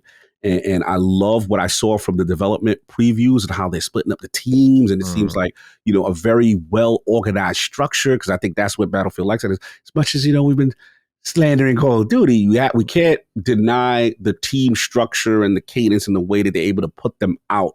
You know what I'm saying? As far as Treyarch and, all the different teams, Sledgehammer and this one, Infinity Ward, it looks like Battlefield is trying to get into that cadence. Look, the early previews people saw that leaked, very positive. They were kind of excited, like, hey, let those leaks rock because people are liking it, right?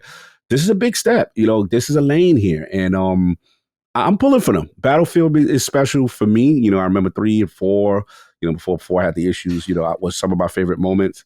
And people want to get back to that old school feel, that tactical and then classes, and then the huge scale war. Battlefield always had that. Yeah. And I'm a conquest mode guy. I love conquest. Yep. That's what it was all about for me. So, let's see what happens. Because 2048, we thought it was going to be that, and then, but now Vince is here.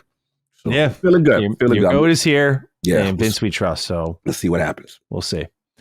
All right, this last bit of news, interesting one. Splitgate 2. We've been in a little bit of controversy lately, but this one really takes the cake, I think. I feel bad for the team. So 1047 Games, they launched Splitgate 2 in May. And now less than 2 months later, they have decided to unlaunch this game. They're taking Splitgate 1 offline, and they're laying off 45 employees. The game, Splitgate 2, won't be back until early 2026, where they're promising big sweeping changes. They also said that a lot of the things that they did were overly ambitious, noting specifically that some of the features they did were like 80% complete, and so the game kind of launched unfinished. I'd also be remiss if I did not mention that the game had ridiculous microtransactions at launch. So this is a shame because, to be transparent, I did do a sponsored video on this game. But sincerely, I thought this game felt great to play. I thought it was really fun. I was like, damn, this feels like for the first-person shooter competition, I felt they backed up their talk on the stage a lot. Pure gameplay. Yeah, like pure gameplay, feel, quality. Like this feels like a strong first-person shooter. I've played many of them in my lifetime. Many of them not so good. This had the feel factor down. Really good stuff. But it looks like they're going back to the drawing board, and this is a tremendous failure. You know, it was already a little bit weird that they were moving on from Splitgate 1 after its success. I think that's the lesson to be learned here for other developers, is like moving on from your viral success and not just continuously updating it is a mistake. We've seen it happen with Overwatch, Splitgate. Like it's Overwatch too. Not a good choice. So we have the right in here. JP says, "Hey Dukes, what are your thoughts on Splitgate 2 on launching? The company is laying off employees while they retool the game and are also shutting down the Splitgate 1 servers. What lessons should be taken away from the lackluster launch of Splitgate 2? And do you believe it can capture the market in any meaningful way if the game ever relaunches? Thanks as always, JP." Thank you, JP. Appreciate you. Cog, to you. Your thoughts on JP's right in Splitgate 2 on launching. Pretty catastrophic time over there for 1047 games. Yeah, this is boom or bust development cycle, bro. Yeah, it's literally boom and bust. And if you don't catch that wave right in the beginning, you don't have that support right in the beginning. We've seen the Titans even fall down, right? You know, when Infinite kind of fell. It started off strong, but then obviously didn't have the infrastructure to continue support. Sure. You know, what seems to be the vibe that I'm seeing from the articles, this is news to me, in terms of like him wanting to take the feedback and say, hey, where did we go wrong? And then saying also, we had too many technical issues that prevented us from being, great. And it sucks because Splitgate 1, right, which again, I didn't play, but everyone raves about it. Like this was a really breakthrough in the space, and to now go away and then just say jump big, right? And in fairness, I sometimes when companies do that, I've heard historically a lot of it is because the updates that are demanded by the community, for whatever reason, maybe last gen holds it back, or there's some type of bandwidth thing that they can't implement the features. But there are other cases where we see the jump was not necessary to force you to the second one. And I don't want to just throw out a loose term and greed, but just in terms of like, hey, no, you go and play this new one. We're going to dead this one and get you over here. Wow. And we've seen where that has backfired, right? Yeah. So this is a tough one because they were already behind the 8 ball with the controversy. Mm-hmm. I remember how they came out the gate with the, the situation, and obviously infamous hats and all that other stuff that, we talked about here on Duke and all that, right? We don't care. But at the end of the day, we understand how it's going to be perceived, especially my only issue, like I said back then, was just like, you're talking that talk, and we know that gameplay you confident in, right? And everyone likes that gameplay, but you can't be putting down the heavy hitters in the space and then acting like you doing something so unique when you think theoretically just a battle royale. When you're doing the same thing and you got microtransactions and so that was my only issue. I don't care about you come out there strong talking your talk, but just how you do it, and then what you gotta deliver, right? You gotta deliver. You gotta back it up. Yeah. So that's what it is. This is unfortunate, obviously the layoff stuff. And I will say this, I've rarely seen unrelease back to beta. How does that affect you financially as a studio? Right? Yeah. How does that work? That seems uncharted to me also.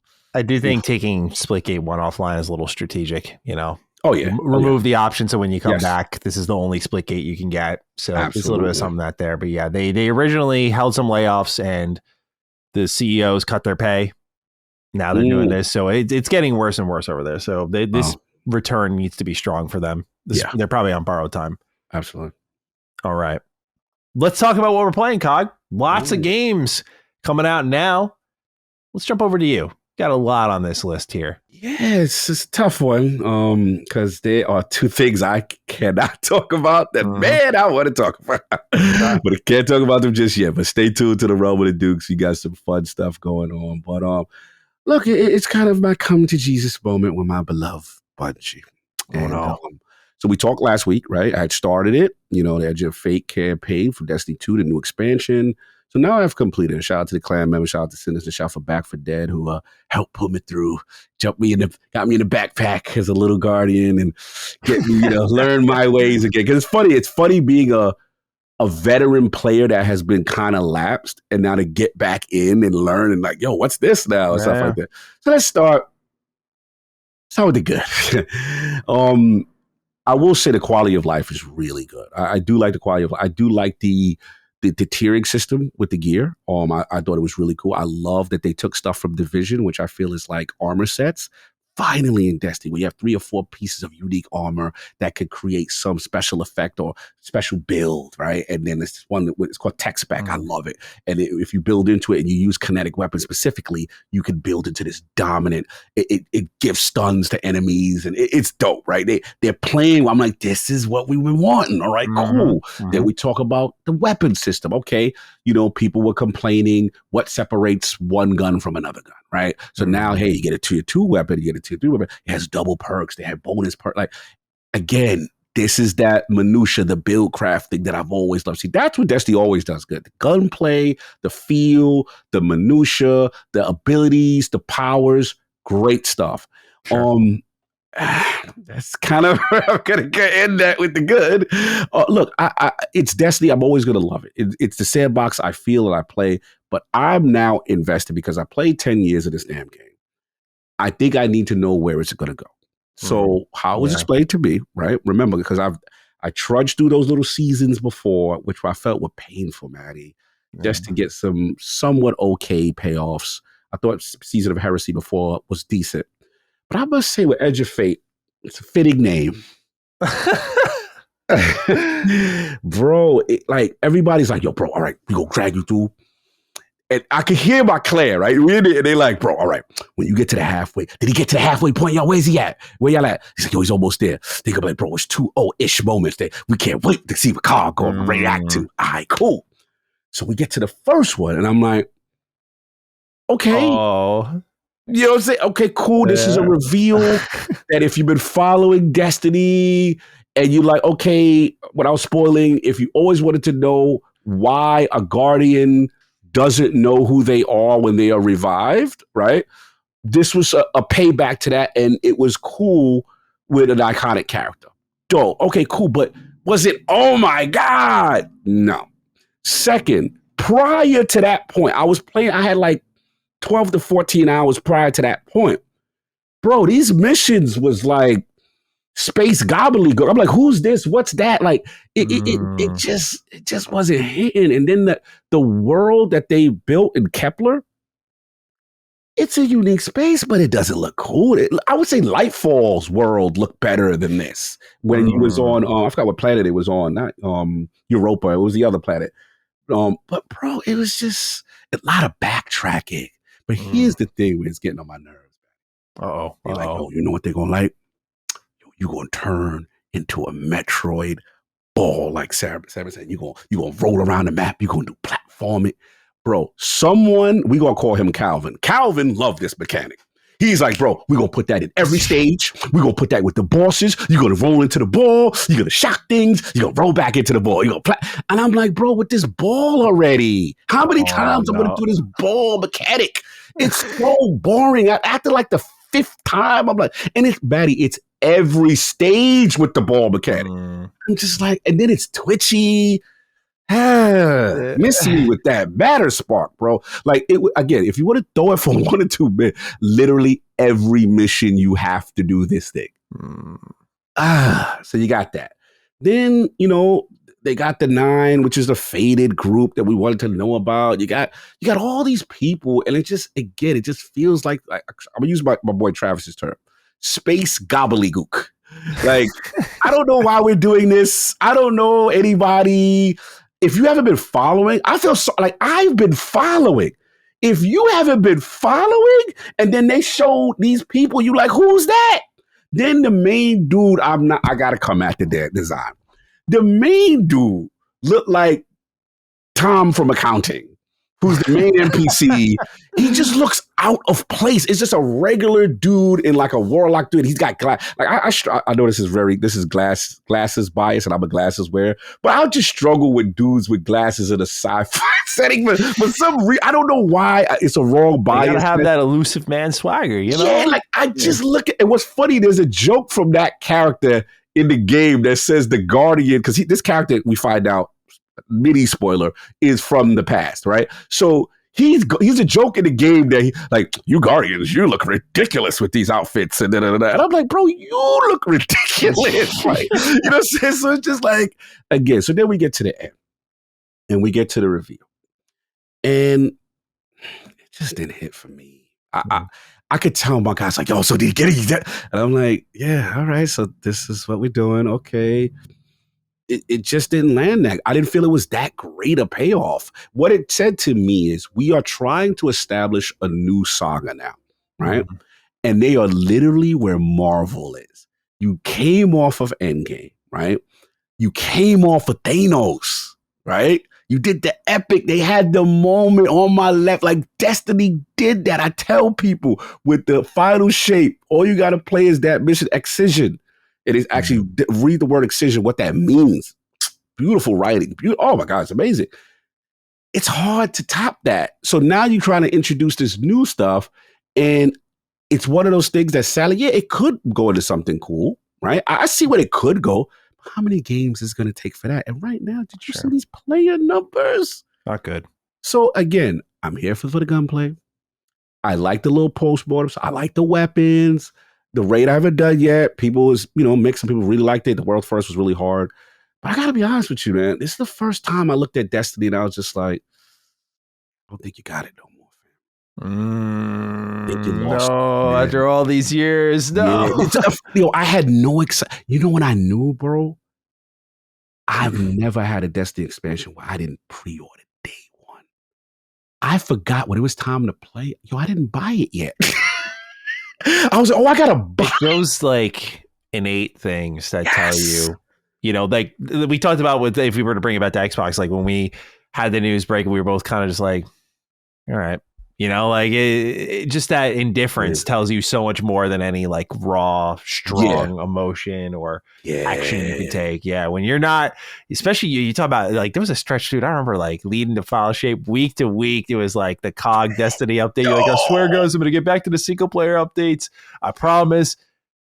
This is such a dark turn in Destiny history, man. It's just not good to see my boy like this. I'm like, look at my boy. Like it's just not the same. And shout out to my clan, because I've got the most loyalist dudes in it. But even the clan makeup, like let's say we got 100 or some odd people. Maybe before, like that's the expect, bro. All 100 people, all friends list popping. Yeah, that's probably like shout out to my man Sinister, who's keeping the torch alive for me. I used to be the guy that's every day organizing the raids and he's doing it. He created his own Discord and he had to drag me through. So that's what I knew, like the times are changing. And look, I will be there because I love Bungie for the story, just because I put so much just to know where they go. Yeah. But I will become a casual Destiny player. I think this is the time that it's finally like, I'll jump in, I may do a weekly here and there. It feels good when I show. I'll get the weapons still feel great. And they got some great combinations and stuff that I want to still get. But yeah, the need for me to be the, what they call it, the everyday power creep guy, the everyday top end guy. I don't need that anymore. And I've been more productive as a gamer. I can imagine. You know what I'm saying? So yeah, shout out to Edge of Fate. But look, it ain't. So the question is, I gotta be honest, is it better than Lightfall? Is where I'm at. Like, and Lightfall was the low period, right? Yeah. But the thing about Lightfall is, even though the story was whack, from an expansion standpoint, they gave you the Strand subclass. Sure. It was a feature rich. This feels like a glorified season with a little bit more content. And that whack matter ball, like, oh my God, with this matter ball, bro. Like, tell the matter. He's like the rap guy. Tell him stop. Yeah. You don't need this for everything, bro. Like, you could tell they ran out of ideas or they didn't have anything else. Destiny is known for always introducing something cool, a bunch of features, and you go, yeah, there's so much. Now they got stuff to do, but as far as features, so that's where I'm at. Edge of Fate, fitting name, and I'll be there to support, but very sparingly for my campaign stuff, and that's where I'm at. And the second one was kind of a throwback. I've been getting the fever. So I did Ninja Gaiden Black, but we're doing Sigma, right? We're doing the first. We're doing them sequential, and it's funny because now I can see why the black guys like fight Sigma, because now you got I forgot her homegirl name. They got her stages involved and stuff like that. But look, this is still a good game. Look, graphically, I'm not gonna hold you though. Yeah. It's a looker. It's a looker with the update. It is a real looker, and character models look really good. Character models look really good. I will say what Brian Hayabusa, my staff game. Oh, the lunar staff feels so good. Yeah. So good. I'm doing my Azuma drops on people. I'm throwing people off the motorcycles. I'm doing my war running. Look, this was a challenging game for its time. This was a seriously hard game for its time. And I just love. Now, they did add some quality of life stuff. You know, they got, if you're struggling, you can put it in, mode, easy mode or whatever. I am actually playing regular and actually having a good time. But, yeah, this, you could tell for this game at its time when this came, this was groundbreaking. This was truly a reimagining. Because remember, we're used to Ryu Hayabusa 2D, and I got to get to Ragebound. Shout out my boy Lord Digital, who I believe was playing Ragebound. He's played a good part of it. He really enjoyed it. But I'm in 3D because I'm prepping myself. You know, so I want to get. Yeah. I want to do a Maddie. I want to do all the Ninja Gaidens before 4 drops at the end of the year. And I want to get all the way reacquainted, because remember, Joe Musashi from Shinobi is my favorite ninja, but I forget like Ryu, bro. He's that dude, man. Yeah. Like he's that dude. I will say this. I do find it interesting because as we're going to talk about 4 as it comes up. You notice, like, do you feel that they have a lack of confidence for him to run the series by himself? Because every game it feels like you switch off to this, and now before we got the new guy, right? Yeah. So I'm like, why can't Ryu just be Ryu and let it always be him? Like, you know what I mean?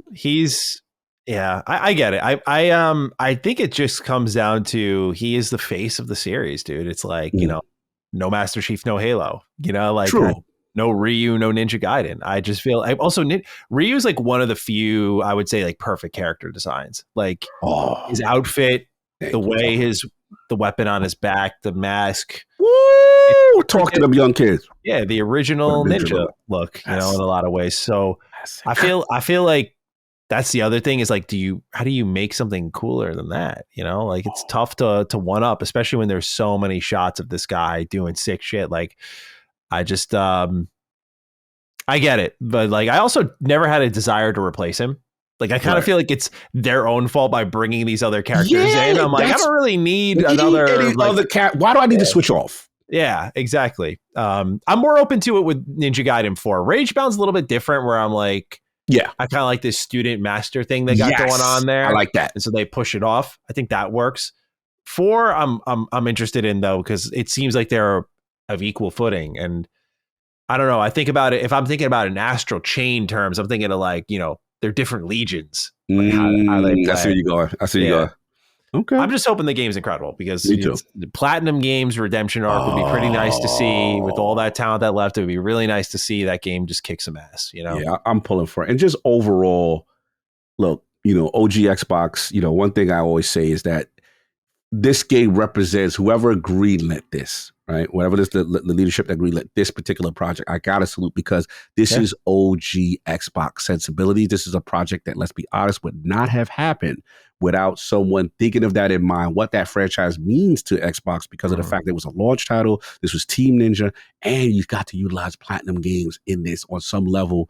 And like, this is a dope collab. So I'm pulling. There's a lot of complexities to it. It can mess up, but you know, I just love that this exists and Xbox made this happen. And I want to give them the proper credit, because this is hashtag Year to Ninja, you know, for overall.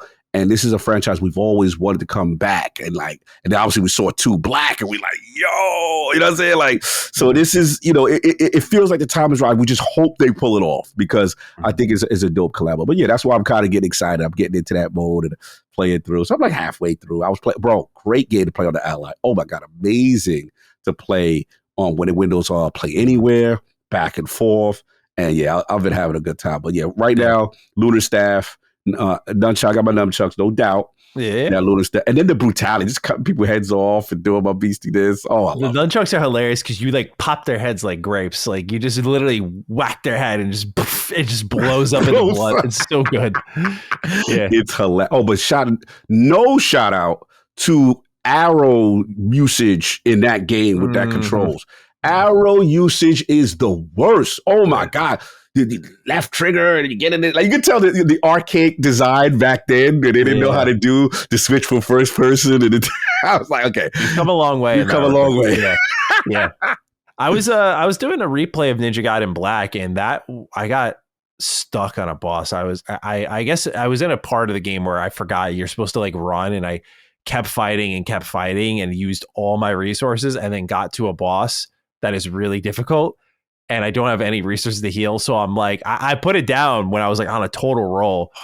And I want to go back because I'm like, I think 8 chapters in. But yeah, I want to do it. I want to pull it off. But it's tough. I'm getting thrown back to my childhood where that game whooped my ass, something fierce. And what? Yeah. You ain't got no spirits of elixirs? Yeah, no elixirs. No elixirs of life, nothing. So I said that it's like one of those things where you put yourselves in a corner and you're like, I need to have a perfect run. Yeah. Like that's the only way I can do this. So that's been pretty much it. Like I said, 2 other games that talk about To the Realm of the Duke soon.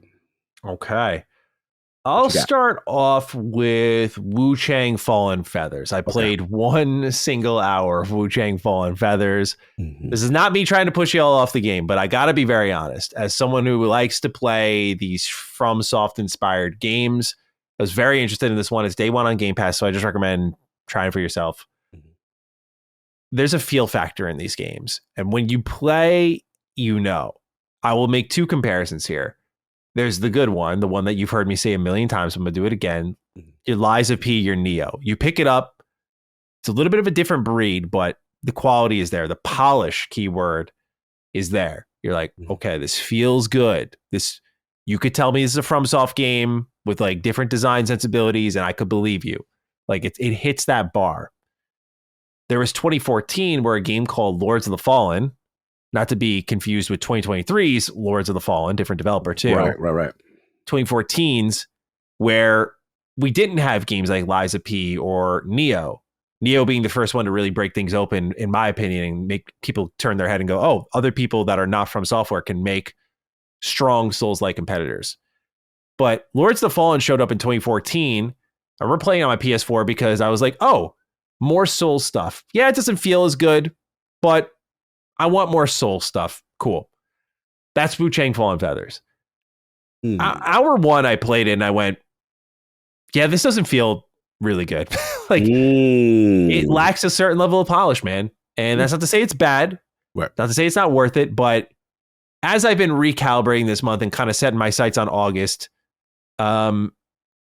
the competition's just, I was talking to Ibantis about this because he played it, he finished it, and he agreed with kind of my assessment at the end. So it felt a little reassuring to be like, okay, I think I made a right choice here. He's Souls guy. Yeah. I've played enough of these games where especially when the competition is so steep, I don't need to force myself into every one of them. Right. There are great options. I got Neo 3 at the top of next year. Like, if that's my next Souls-like experience, perfect. Just how I drew it up. I still have the Lies of P DLC. It was just like, look, there's too much in this space for me to be sitting down playing a game that just doesn't feel as good as the others when that's everything in these games, the feel. But what didn't feel good? I hate to interrupt you. I'm just curious. The controls felt solid, but the character movement and responsiveness and animations were a little sluggish and slowed down. I played this on Series X, to be clear. I don't want to over critique it because, again, I know people are listening. Bro, you only play 1 hour. Yeah, I know. 1 hour. That's why I said play it for yourself. Okay. Maybe it feels good to you. I don't see a world where if you've played a Lies of P and a Neo and FromSoft's games that you play Wu Chang and you're like, yeah, this is it. I just don't see that. And I think the open critic score of I think it's like 77, I want to say, is a pretty fair indication of that. Like you immediately feel the 7 out of 10 energy and you're like, some people like 7 out of 10s are great, by the way. Many of you will play this game and be like, this is what I wanted. Many of you will play and no, for me, the mechanics didn't really live up to, what I was hoping for. Basically, you time your dodges to when the enemies hit you. Right. And it lets you store a little bit of power that can fuel these abilities that you can use. And so the game's got a little bit of flashiness to it. It's got a little bit of resource management to it. It's got good ideas. But after running around and for an hour, I just said, you know what? I'd rather play Lies of Peace DLC. I'd rather go play Overture. And so while I have yet to play it, it was one of those things where I kind of opened myself up to being sucked in by it. Right. And wasn't really feeling it and said, you know what? this is why I had that self-talk that I've had like earlier in the year where I went, you just can't keep forcing the point here. If your time is getting a little bit more tight and you've played this genre a lot before, like trust your knowledge, you know, Maddie. And then I saw the review scores. I went, okay, like, you know, not bad, but not incredible. That's kind of where I was at with it. That doesn't mean that your verdict will be exactly mine, but I just want to make people aware of like what to expect going in. Just the field test for me, which I think is everything. Like I always remember hands on the controller, first time playing Lies of P, the responsiveness. I was like, yes, this is so good. This is from Software proper. Okay. Same thing with Neo. Like Neo 1, by the way. I'm like, when I remember playing that, I went, holy shit, someone actually is doing it, and they're doing it in a flashier way. Like that was the signal where I went, wait, from Software, like they're, you know, shield hugging, poking with these kind of janky animations. But here's Koei Tecmo, who's known for like the Warrior series, the Muso games, coming out with like flips and dodges and like crazy like Kusarigama whips and like just crazy weapons. I'm like, damn, they're doing it on a whole other level right now. Like the competition elevated. I don't feel what I would say as someone who plays this genre a lot in Elevation, Wu Shang Fallen Feathers. Like it's very much like in that groove. And if you're like a Lords of the Fallen type of player where it's like, I just want another Souls, like, here you go. Perfect. Like you will love this game. But if you're like me and like, there's gotta be a quality bar to pull you in. Like if you're going to have jank that's going to cause deaths, that's a really quick way to turn me off. Like I don't have time for that type of business. So, you know, it's a feel thing. And feel is important. You know, it's extremely important in this genre. It's like playing a Metroidvania where you got like sand in your boots, or a side scroller where you like move very slowly along the stage. You know, it's like that. So these games all come down to feel. The mechanics are really secondary in what they add to the pot. It's like you got to get the fundamentals down first. So I'll keep my eye on it, because if it does get patched and it does get polished and it feels a little sharper, I can see me liking this one. But overall, not loving what I played, but definitely not like a don't touch. You know, I can never say that after playing an hour of it. I think it's worth looking on Game Pass if you're interested, but just kind of keep your expectations in check is what I would say. Just to add on, because I got to plug a little bit. I know Alec's been playing it, you know, and you know his what I hear. Shout out to him and Blaze who did the review on the Archer. It is challenging.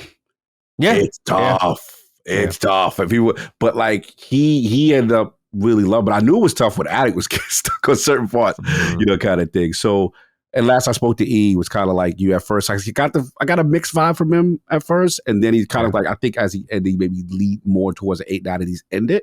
And I was like, okay, cool. But yeah, feel is important, and if not feel, especially you coming from P. You know what I'm saying? And you know, kind of, I get it. Wins this one. Sorry, guys. Yeah, no, bro, I get it. It would be like you talking to me would be like me in a turn-based genre after playing like an XCOM or you know, even a Midnight Suns, and then something else comes out. You're like, all right, but it's just the feeling hitting for you. So I get that. I get that. I hope it does well though, and I hope people do check it out. I don't think it's a bad game by any means. Just for me, I think Overture plays a big factor here of like, if I'm gonna go through something, like I wanted to give it the chance to absorb me and be like, okay, you know, I'm gonna. Sorry, Liza P. Because that's what's fun about this genre. They're always trying to one-up each other. So when I kind of got this fall in line energy, I was like, I'm just going to play Overture.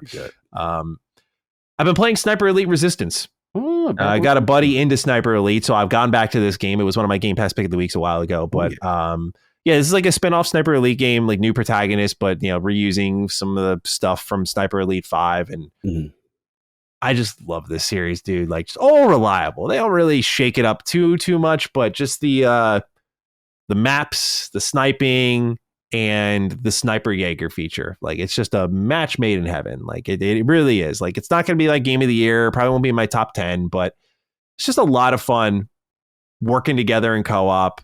You know, like, I kick the generator. It activates the sound mask and watch my friend pick off Nazis from the distance. And then all of a sudden we get invaded, and it just completely changes the dynamic of the mission.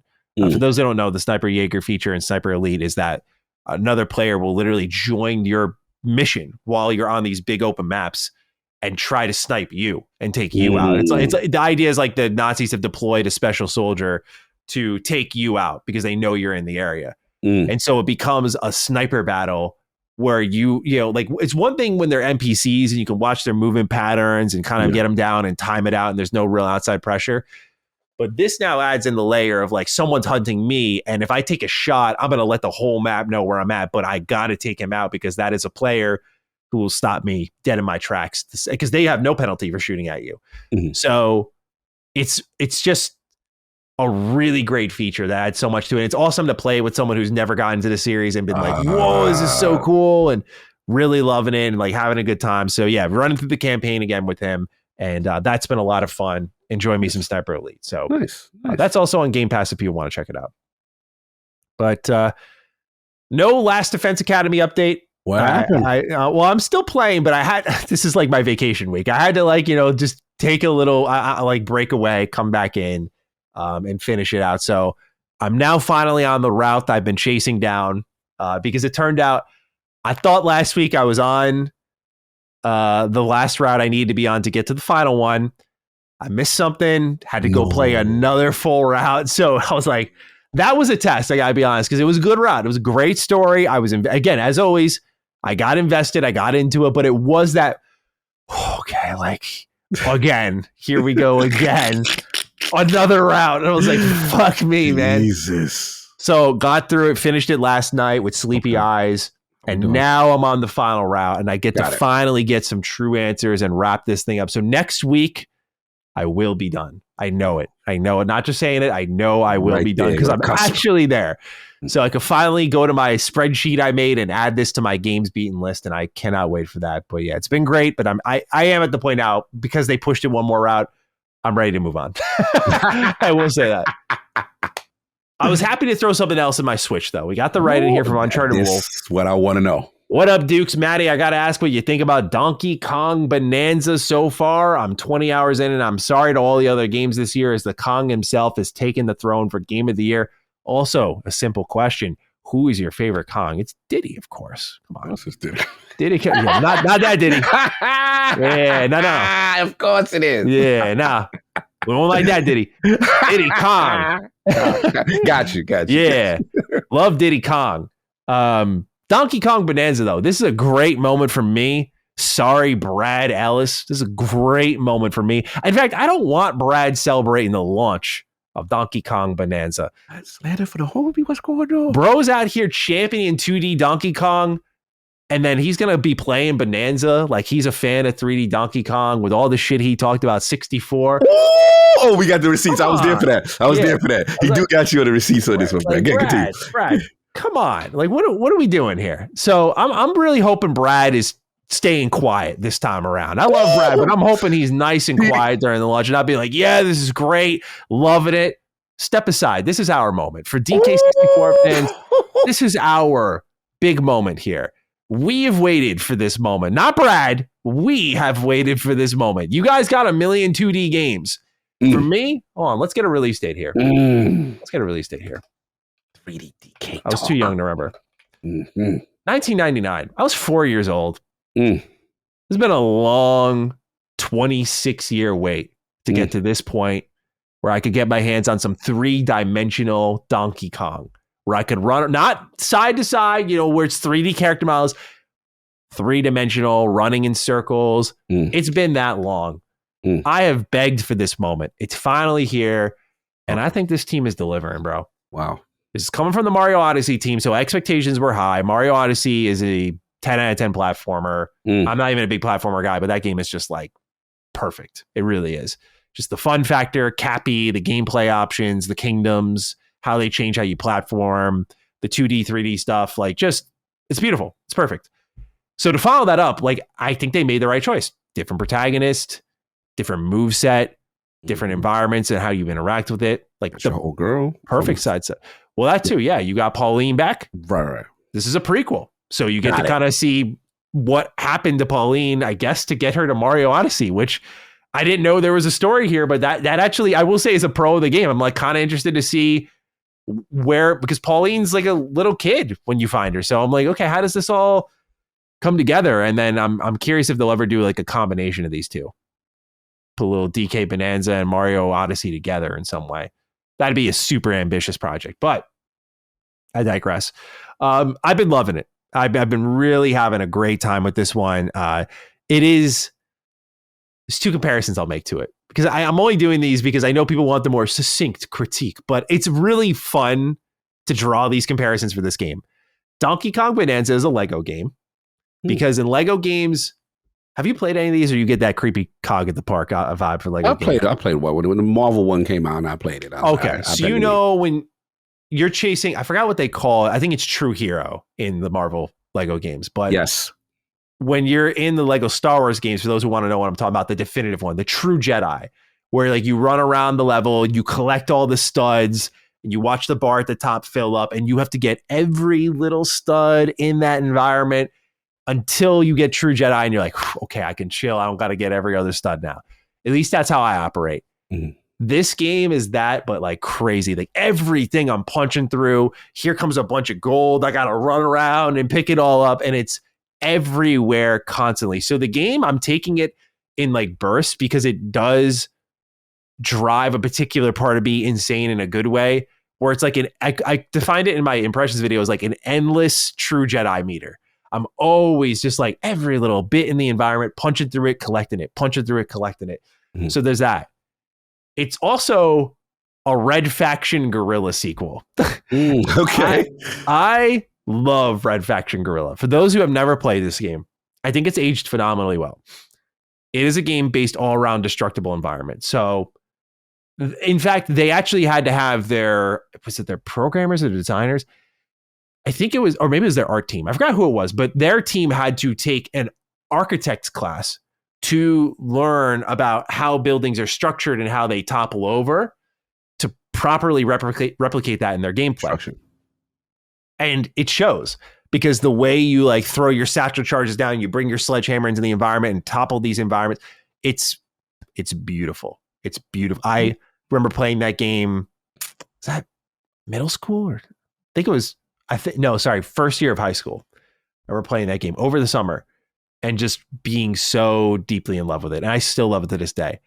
That's Donkey Kong Bonanza. You're punching through every goddamn thing in this game. It is awesome. Just like every inch of the environment, just punching through it. Everything you can throw at. Like, it's just that same design philosophy, Mario Odyssey, kind of like because I went back to Mario Odyssey after playing some DK Bonanza for a little video, because I thought this would be fun to compare and contrast.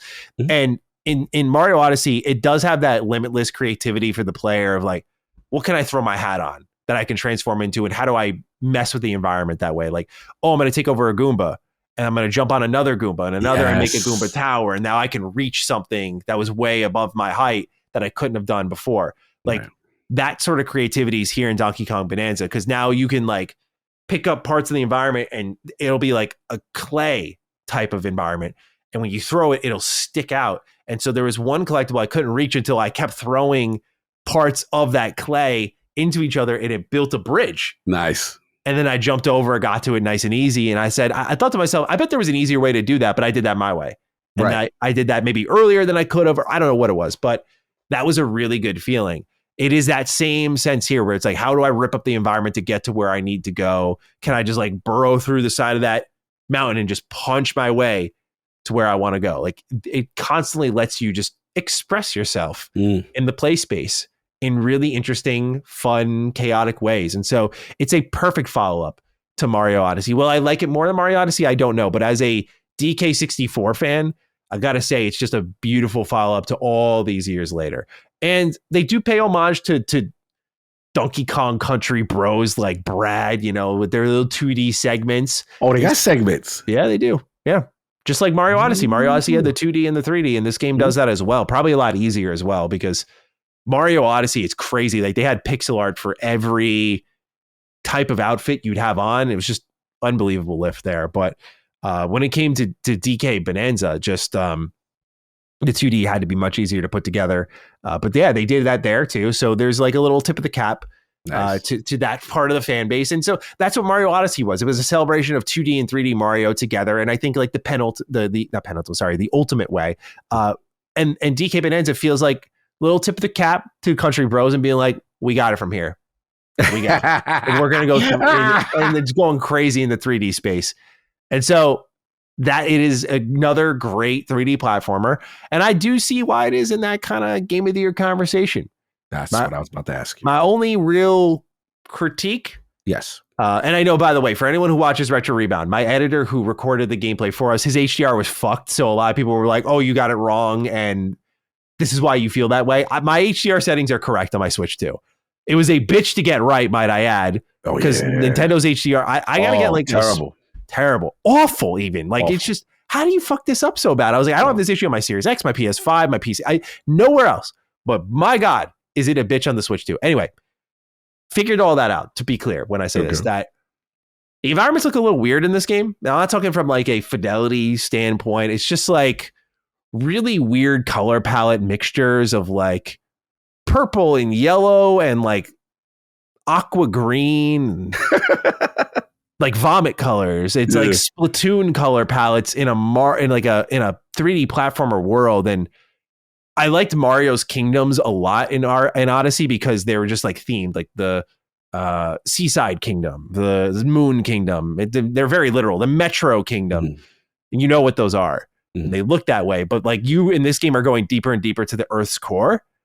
And so each is like another layer of the Earth. So I'm not asking for like cities or big buildings or anything, but it is just kind of like a mishmash of weird looking colors and environments. And so that's my critique of that. So I was like, okay. It's really like, fuck it weird. And I can only get behind it so much before my eye calls to it. So I know the Retro Rebound bros and sisters have been here and like have been there and been like, oh, yo, Matt, your HDR is fine. No, my HDR is just fine. This is just legitimately like, I don't know what they were doing with the environments. They're just there, and I don't know if they went less detail and just more color because they went, hey, you're going to be breaking all of this anyway. Stuff up anyway, yeah. Because to be fair, Red Faction Guerrilla is all on Mars, and it's all just sand and dunes and metal buildings that topple over and vehicles that blow up. So I get it. There is probably a technological reason for it, but Kingdoms of Mario Odyssey, they are not, but still... okay, I guess. But that's like my only drawback where I would be like, if we were going 10 out of 10, it's like 9 out of 10, maybe. Okay. You know, if we'll see long term how much that matters and if anything changes. So, yeah, good stuff on Donkey Kong Bonanza. I'm going to be diving headfirst into that once Last Defense Academy is finally done. This is the week. I'm telling you. I know I said it last week, but this is the week. I promise. I hope. It cannot be August and I'm still playing this game. I will be losing my mind if I'm playing this in August still. It's gonna be on games playing for another 3 weeks. It's my own fault, like with reviewing and stuff and whatnot. I know, but like, damn, dude, like I'm not touching another 100-hour game for a while after this. I got the last question I have before we move on. Out of all the games you've played, just for fun, what's Maddie's top 5 game of the year? What's your games? I'm curious because out of Bonanza, I know you didn't finish it yet. Or you playing around with Stranding. You've kind of got a good feel and played most of the stuff. Like me, but like, what's the front runners for Maddie? Game of the year. Expedition 33 is number 1. I'm looking at my games completed list here. It's funny. A lot of things that I want to have in consideration for my game of the year list are unfinished. Out of what I have finished, Adamfall will definitely be in there. Yeah, you liked Adamfall. Yeah, Adamfall was really great. I know some people are like, how? But like, it's really a fun ass game. This Weekend in Remaster was really good. I like that, but crazy. Yeah, but okay, for things I've like finished or I'm close to finishing, I would say Last Defense Academy would be in there. Tactical Takedown from TMNT, that was a really good one. I like that a lot, so throw that in there. Kingdom Come Deliverance 2 is no doubt going to be in my top 3. That game is incredible, and so I think that's what I'm going to target. Okay. Soon after. Donkey Kong Bonanza is in there. I've not picked up Death Stranding 2 yet. Since when did I play it? The week after I did my video on it, I played some more of it. That game was really good though. So this is why I say I got to finish Last Defense Academy because it is in the way now. It is like literally in the way now. It's like I need to finish these Game of the Year contenders. Okay. So yeah, I'm looking at KCD 2, Death Stranding 2, but yeah, my top 5 is incomplete now. But I would probably say Expedition 33, KCD 2, Last Defense Academy, Bonanza, Death Stranding 2. Okay. Like, yeah. That's what we're leaning right now. All right. Yeah. I was curious. That's what's up. Yeah. Doom in my top 10, maybe. Mm-hmm. I don't know. Oh, that's warming up for you. Well, that's why I say I'm giving 10. 10's a wide berth. To like we're talking 10 out of 10. Like, you're eternal guys, that's a big thing coming from me. I mean, there's only so many games in a year, right? So it might just make the list out of the nature of what was played. Now for the news. Number one, when I was filling out this sheet here last night, Cog, I was like, oh, what our number one's going to be. But what it originally was didn't really quite feel like one. It was just one of those weeks. Well, Wednesday, Day of the Dukes, Xbox looking out, not just for us, but all consumers. The Outer Worlds 2, originally announced as the first $80 title under the Xbox banner and the second ever starting price of $80 in the industry, right behind Mario Kart World. It was a very controversial decision.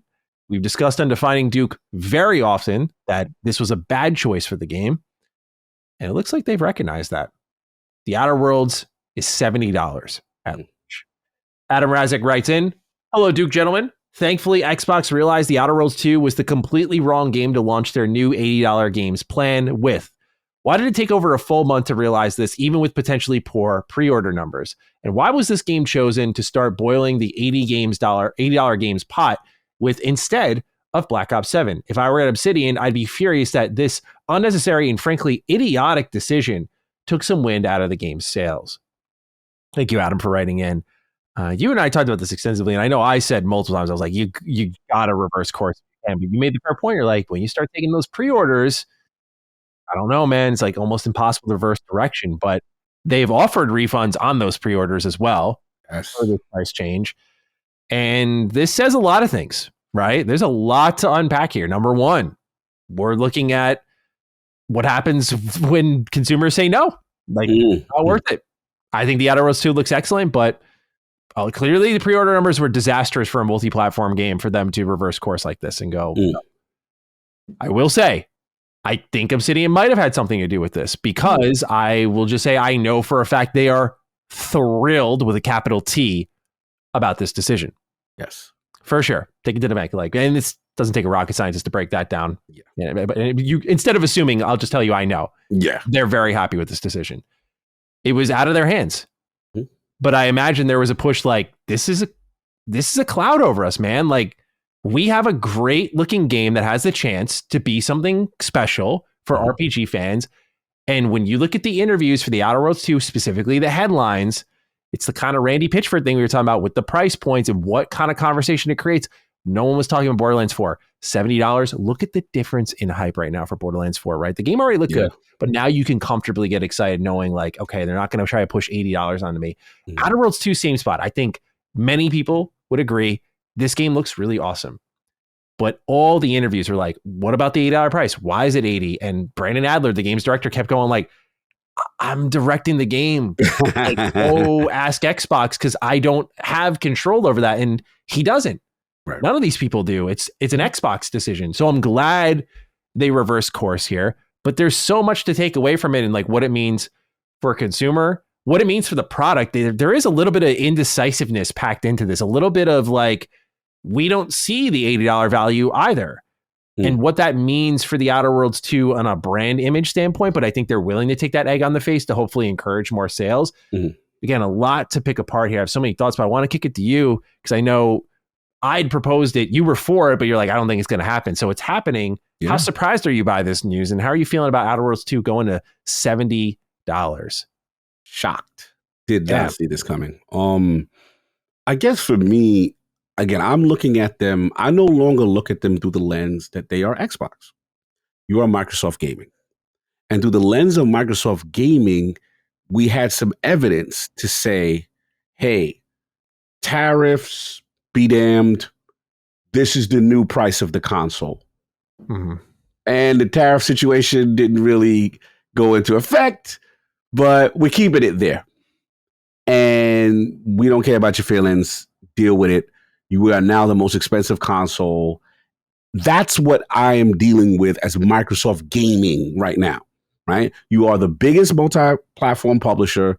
you are blessing us with the idea of just continuing to make hardware when you're not literally investing or caring or gravitating us toward that, right? You're making hand over fist money with Tricana, and we're seeing the Forza, we're seeing the early strategy come into effect. You are proven right to be the money-making machine. So in that environment, stakeholders are like, yes. Going out here, baby. You see how they gonna pay that 600? They gonna shut up, right? And then remember, we saw Donkey Kong. Excuse me, not Donkey. Mario Kart World. Nintendo did what? That's the green light. We next up. What's next on the docket? Now we said it should have been like a Call of Duty.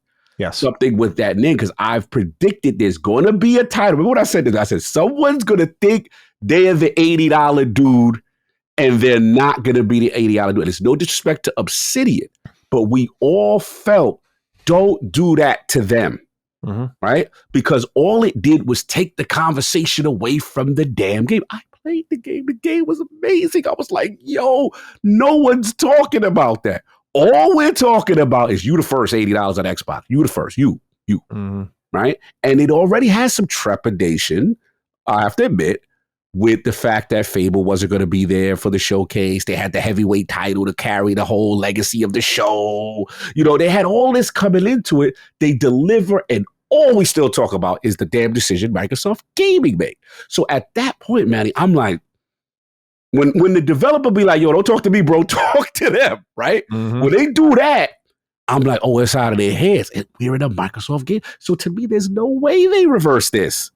They're dug in. Now, to your point, and to Adam, right? Yes. Could a factor play into the fact that, yo, the pre-order numbers, though, y'all seeing this, bro? Like, it ain't, you know, whatever. But the reason why I'm still surprised, because as of recording, we're July 23rd, right? Like a month after. You still could have did a marketing rollout. You still got to October to get hype going, show more. Now, granted, IGN shows up, but I am legit shocked. So this is how I interpret it. Yes, the gamer won by speaking out and saying, no Xbox, that ain't it. Salute. But who I'm going to give credit, it's going to be an unpopular thing, but I'm going to say it. Current leadership, in my opinion, has to get some kudos here, because there's no way stakeholders going to sit here and say, yeah, we don't want to make that money $80 or hand over fist.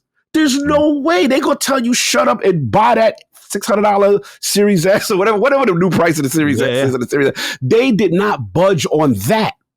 So for them to budge on this is interesting to me. So I have to assume, this is no knowledge. I'm not speaking to anyone talking. This is just what I'm assuming. I have to assume someone went up with a combination of Obsidian to leadership. Bro, this ain't it. We're getting dragged. Then leadership, this is the chain of command, leadership to Microsoft Gaming. Hey, right? We're getting dragged. It's a PR disaster. We got some data to show you. This $80 ain't it for this title. You need to reverse course. And then it takes that leadership to convince them, because stakeholders don't do nothing. I've never seen a game reverse course like this. I personally haven't. Maybe I'm wrong. Realm of the Dukes, correct me if I'm wrong. If we've seen a game reverse, usually you pull the game, or like, you know what I'm saying? Like, if it's a disaster, you pull it, right? But I've never seen it just change price. So yeah, this is shock. So that's why I feel like it has to be, there's only two people it could be, in my opinion, that have the cachet to talk to Microsoft Gaming stakeholders and say, look, we got to change this. And they go, we respect you enough based on how you presented this to change this. Because as far as I'm concerned, they was on line in the sand energy. When they didn't move that Series X and Series S pricing, and you got the least powerful console next to the PS5 Pro, and you still dug in with tariff prices that PlayStation didn't even PlayStation didn't raise their joint. But granted, they had more probably stock, and they were prepared for the situation a little bit better than Xbox, for sure. But to me, this is significant. I'm not going to sweep this under the rug. This is a big deal. Now, granted, like, at the end of the day, all I care about, thank God for Obsidian, man. Thank God for Obsidian, because this is the best functional studio in their whole camp. I've already went on record and say every studio head needs to have a semi-office parked in front of Obsidian to learn out how to get your games out on time, how to have multiple projects to run efficiently. You need to study them. It needs to be encapsulated. It needs to be the mantra across the entire Xbox Game Studio family. This is the example of excellence and how we do it. We got grounded, Outer Worlds to Avowed in 1 year. I don't care what anybody else is talking about at Xbox Game Studio unless you're talking to Obsidian. Shout out to Fergus on the team. I'm BlackRock all day. So for me, this is so cool, man. Like, man, just the talk comes back to the game. And here's the other thing. This is the last point I'll say. What will be interesting to me, are we at, I don't want to get too crazy, but are we at an inflection point where people are like, yo, you can't do that price. Not in this climate, unless, like I said, you're the Marios, the Call of Duties, the GTAs. There's only certain dudes that can wear that. Yeah. You know what I'm saying? And there's no disrespect to the BlackRock, but there's no franchise like that underneath the banner. Like Skyrim could come out and be like, Elder Scrolls 6, you know what I'm saying? We that. What? Yeah. You know what I'm saying? You're not going to buy it? You know what I'm saying? There's certain dudes is get down and lay that and you, all right, fam, you got it. Okay, you know I'm going to buy it. All right. You know what I'm saying? Yeah. You got it, fam. But like, yeah, this is a big moment. So a little bit of combination of everything, but I got to give leadership a little bit on this. I know they getting dragged. I know they think they talk with both sides of their mouth. I know this is not the time. I get it. But someone in that building fought for the reversal. So someone listened to Obsidian and fought for the reversal to at least say stakeholders, bro, you bugging. Look, and now we got data. We got to do something. And this is better for the game. So at the final point, because I didn't like the message it sent. The message it sent to me, King, I know you ain't going to like this, but the message sent to me, like, bro, if you don't have Game Pass, so what? Like, oh, well, like, you better, you know what I'm saying? Like, you better pay this 80. Yeah. And it doesn't fit well with a multi-platform strategy where you're trying to get this everywhere and you get everybody to really mass, you know what I'm saying? Because you'll get PlayStation guys to buy it. It's clear as day. We see certain things, right? So that's it. I'm curious. I had a lot. I'm curious where you at. Do you think I'm bugging? Do you think it's Obsidian? Just they got enough cachet? Like, where you at? This is wild to me. I did not expect this. I will say I'm not ready to credit Xbox leadership for anything. I will say that. I respect that. I respect that. I will be honest with you. I'm not ready to give them any props right now. Even if like Phil did it, I was like, I don't give a fuck, bro. Like your track record's ass right now. Like I don't care. I'll say this. I think there's a human element to this that has to be considered. Naturally, I know the business speak bros out there are going to be like, oh, fuck this guy again. There is a human element to every partnership in business that Obsidian, through a pretty like dire generation is the term I would use in the terms of studio output, everyone you've invested in and what you've gotten out of them, either monetarily or just product. This has not been a good generation in that regard. You know, it's been better than the Xbox One, but what kind of level up are we talking here? So I think as a good business partner, you don't put Obsidian Entertainment in front of the moving train. They're about to deliver 3 games in a single calendar year. Even if one of these games got delayed, three games in a 24-month window is plenty. And when you look across their entire portfolio of studios, that's more than most of them will do in an entire generation. I feel that demands respect. In this business, that has to demand a level of respect of like, yeah, even if it's like business dollars and cents makes sense to you, like, okay, we would make more with 80. Pre-order numbers might be looking nice. Don't put their product into this position, man. Don't set them up for failure. Don't set them up to get blasted constantly. Don't make it awkward for the developers who are trying to field interviews on something they spent years for. Don't do that to them. I don't mean to push it off to the hardworking developers for Call of Duty, but that's a burden you can shoulder way easier because to many, you are invincible. That's why Mario Kart did it. Mario Kart 8 Deluxe was on the Circana list like years in a row, just constantly. I don't know who the fuck is still buying this game. Somehow, though, it continues to sell. Facts. Call of Duty's in that realm. Last year's Call of Duty is always in the top 10 best-selling games of this year. That's how it goes every single time. You have to be strategic if you're trying to shake up your market. And you have to be self-aware of like, hey, we need good PR. We need to look good. There's so many reasons why this should never have happened in the first place. But I'm not going to really cry over spilled milk at that point. I'm happy they ultimately made the right choice. That's what matters to me. If you make a bad choice, it's about how you react to it. That's the human element. So if Obsidian was like, yo, what the fuck, which I don't know if they were like that, by the way, but if they were going to Phil or Matt or Sarah, like, yo, what the fuck are you guys doing? Like, if they were, I wouldn't be too surprised, because you had to this is a business. You got to look across at your entire family sues and go, what are they doing? Why are we the ones leading the charge for you? Why? Like, what? You know, so I don't like an upset sibling. Yeah, but it is, though. Like, you guys spout Xbox family. Okay, let's act like a family then. Look out for your most productive family member a little bit here. So yeah, I think there's a human element to this for sure that I would throw out there. Like, I just think this is a team you've got to protect. If you're looking at it from business sense, like, they're a valuable asset. Yeah. And you need to cushion your most valuable assets that are going to have crazy output, especially if one of them can work on a Fallout game. Yeah. Like, take care of them, man. Take care. Do right. But like, look, we now know Obsidian with Josh Sawyer, when we interviewed him, not afraid to twist the arm a little bit to get business done. So like, Facts. Oh, you want us to work on a Fallout game? Let's talk this price point. What's up with that? Yeah, your stakeholders are interested in a little extra money. Like, we can maybe make that happen, but don't sink our product for it. Yeah. This is me like dreaming, dick on the table energy from Obsidian. Yeah, like I know I'm having fun with it now, but I think ultimately great choice. Relieving to see. I'll be curious to see if it does pick up positive conversation. I'm curious long term what this means, because you mentioned inflection point. I agree.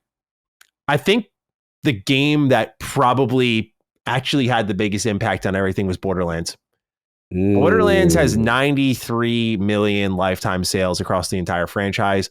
Borderlands 2 is one of 2K's best-selling games ever at 30 million. This game has muscled through mid-game. This series, I should say, has muscled through mid-games, shit movies, like, and the 4 hype train is still real. That's a juggernaut franchise. I know, fuck Randy Pitchford. Fuck you. I've heard it all before. I get it.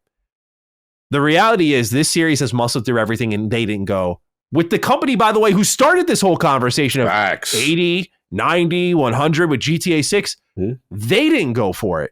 If they didn't go for it, they know. They know it's selective.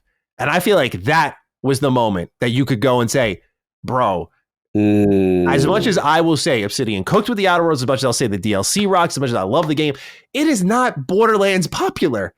And if Borderlands cannot muscle its way to that point where they go, yeah, we would benefit from 80. And granted, the fans were speaking out saying, like, we're not going to support. So maybe that had an impact. I don't know. True. But if Borderlands could not find its way, why the hell would the Outer Worlds 2 ever have a chance in hell? Especially when long tail sales are becoming harder to find in the industry. All these games rocket up, 1 million sales, 24 hours. Then what happens? It's quiet. You need your price in a great point, because it's about sale prices. When your game is on sale where most people are buying it, it needs to be, most people are going to buy the Outer Worlds in the $60 to $50 range, probably, not the 70s. Because some people are like, it should be 60. I'm like, it'll be 60 in like a month, bro. Just wait. Yeah.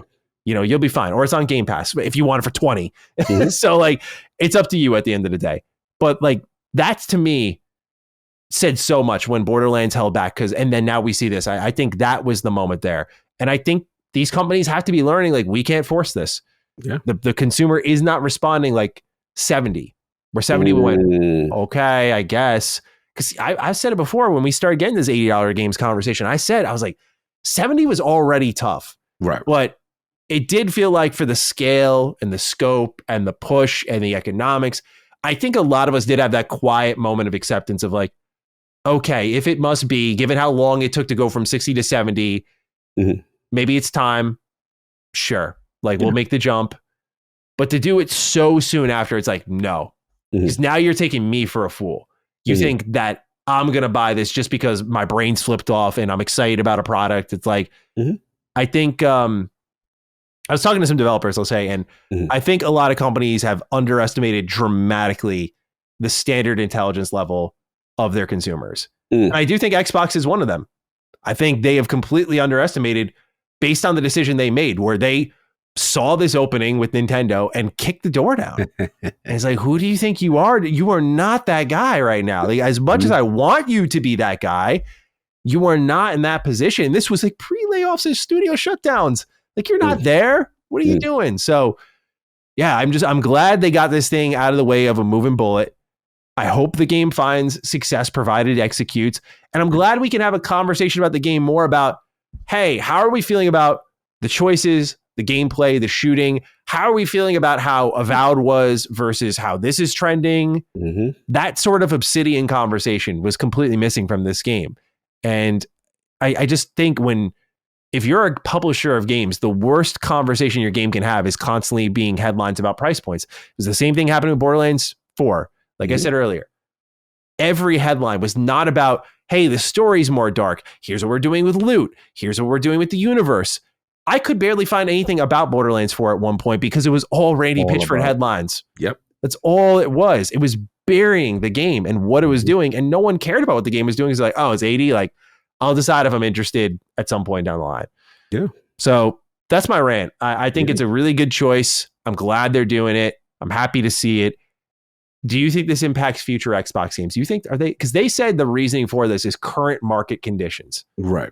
Yeah, that's an interesting statement, right? Like, is it Fable? Is it Forza Horizon 6? I'm like, I feel like there's some out there who got old that could try to go for it. But what are you feeling? Yeah, I agree. I think this is what you said a good point in your rant in the sense that, like, what was to me, now that I think more about it, what was the ultimate egregious thing about it was that look at the $80 games so far, right? That we have, right? It's Mario Kart World, live service, multiple engagement. You can't do this to a single player game for the most part, right? That doesn't have not gonna have that long tail. So that was the thing. So I think they probably sit there and say, you know what? One, pre-orders are, not what they are, and then this game. But to your point, maybe a Forza 6 may try to pull that, and we go, okay, based on what Forza is, Horizon is right now, like, all right, that's one, we don't like it, but we can understand that dude's going to buy, right? It is certain aspects to that. And like, even to your point with 2K, like, I know some people over there, 2K, like, bro, 2K, they don't invest unless you are the mega million seller kind of franchise. They're not dealing with you. They're not doing hit your little AA game up and try to give you a bag. They're not giving you no little, you got an indie. They're not in that business. Yeah. It's very hard to survive over this. So if 2K, who is notorious for setting it off, remember when they set it off with 70, NBA 2K was up, right? That's a good point. Yeah, they did set off 70, didn't they? And think about it, they had Borderlands. Now, granted, yes, public outcry had a factor, but Borderlands could have stood on business. We all admit it could have. And we're like, yo, iconic franchise, cooperative experience, DLCs, expansion, monetization heaven. And they're going to eat it and they'll just deal with the backlash, whatever. Yeah. They didn't do it. So what makes think you could do this to this single player experience that doesn't have that long tail? And then the last thing is, which was really surprising about Xbox doing this to Obsidian, was that prior to this, they actually have been very good. They sat there, they told you, yo, Hellblade.fm, we're going to give you that tool for that nice, was it $40, $50 price point? You know what I'm saying? I mean, let's pump the brakes on. We're not using Hellblade 2 here. No, we're not doing that. but you know what I mean? Like they set the expectation that, wait, we ain't going to charge you $70 for that. Right? Based on God. Well, fair enough. I'll take the smoke on that. Yeah, right? Yeah. But you know, I'm talking about price to value comparison. And it's let me use South Midnight as another example. Yeah, right? Good price. It's just like, boom, we ain't going to hit you with 60, 70 for this, right? Because based on what this experience is, and it's single player, and it's shorter, hey guys, here's that little 40 or whatever it is. They've been actually pretty decent with managing that lately. So to see them just say, yo, 80, the fangs were out. It was too thirsty post Mario Kart World. Like, yup, Nintendo did it. We ain't the villain now. And now they got the smoke. So what I will say for the future, I don't know if Forza is going to be exempt from it. Forza Horizon is going to be exempt for it. I think they will try to push it with the Big Mac, large fries and shake on new releases, not remakes. Remakes, you can't pull that 80 or the old dread, you go rehash. But I think that, and I think hopefully the single player games hopefully become safe from that doesn't have that component. And we'll see. That's what I'm hoping, that this is an inflection point for them and also the industry, because again, for 2K and now Microsoft to reverse course is interesting in this space. So, no, I totally agree. I really hope it is. I just don't think economically, like money in pocket, people are ready. Yeah. I don't think the industry wants it. I think the way I kind of interpret it as an enthusiast is that you, as in the publisher, are taking your problems and shoving them onto me. Like that's the vibe I get. Like you have a budget problem. You have a timeline problem. And yes, these games are more complex and demand more time. I understand that. But you have an issue that you haven't figured out. And instead of actually tackling it, you've pushed it onto me and said, like, if you just paid more, this wouldn't matter. And that's why I think people are kind of standing up against it, because it's like, that's not how it should be. Like, it's, you need to figure it out. You shouldn't be making games for 6 or 7 years and then telling me to pay 80 for them because you guys fucked up your timelines, you know, or you bit off more than you could chew. That's on you. And so I feel like it comes down to better product management. And hopefully this ends up being a thing of the past, because I just don't think games need to go to that price point. Does it make Game Pass nice? Hell yeah. But like Game Pass was nice on its own. Like Game Pass was nice when it was 60, you know? It's nice right now. This year has been mad nice. But I also want to throw out there, I think $50 games might have had an impact on just like Oblivion Remaster being one of the top selling games of the year in dollar sales, by the way. So this is money made, not just numbers of copies sold, but money made. So that year to date, 2025, when Oblivion, I think, is number 2. Yeah. So it's a $50 game. Expedition 33 you could throw in there as a smaller hit in the grand scheme of things. Like that's funny. We're in an industry where like 3.3 million is like a little hit, but like, you know, come on now. Like it's a hit in any other sense, but you know, it's doing really well. And, you know, I think those $50 games say something. It's like, wow, the two biggest games, one in the terms of noise and excitement, and the other in the terms of actually sales and pushing the charts, are both $50 games. Like there's something to be said there that these games can find their way if fans are excited. Because what's happening, I think, is these companies aren't realizing to reach the masses where you get those types of numbers, it starts with us. It always will. You know, it starts with exciting the hardcore gamer who then loves it so much, they tell people who wouldn't even typically give a fuck. Right. You're like, yo, I know you're not in the turn-based, but you got to check out this game because it's got this. Yeah, it's the word of mouth. Yeah, it's a word of mouth. And that's how you get explosive sales, which I think is like no surprise to anyone. Yeah. But that's where we're at. And I think that's where we'll always be at. But if you like surprise us, it's not like the core Joe Schmo who plays this Madden every year is going to come in and look, what's this Expedition game here? Like maybe one in every 50,000 gamers will be that. So that's my piece on that. No. Well said. Well said. Very, very surprising. Bro, when you hit me with this, I was like, what? That happened? I couldn't believe it. So here's hoping things change, but happy to see the Outer Worlds 2 get out of the way and looking forward to learning more about the game. It looks excellent and just very happy for the team at Obsidian because after all they've done, they deserve to not be put in front of this moving bullet. So Black Rock. Sorry, Black Ops 7. It's all you, though. It's all you, bro. Take it from here. Yeah, take it from here. All right, number 2. This is originally our number 1 because I just thought there was a lot to say about it. No Rest for the Wicked. This is the Moon Studios game that just came out I think a year and change ago. But this is from the team that brought us Ori. And they're skipping Xbox with this game, at least for now. That's according to Moon Studios CEO Thomas Mahler, who kicked off the discussion on X with the following reply to a tweet about a post he made on his company's official Discord server. Quote, "There's nothing to officially confirm yet. We want to support consoles, and just looking at the numbers, PS5 makes the most sense at the moment. Ultimately, we'll ship on all platforms, but likely not at the same time," end quote. A player took issue with this reply, saying that he will not support the game since Xbox players aren't, famous term here, second-class citizens. So here's what Tom said in turn, quote, "Entitlement much? It costs a ton of resources to make a full console port.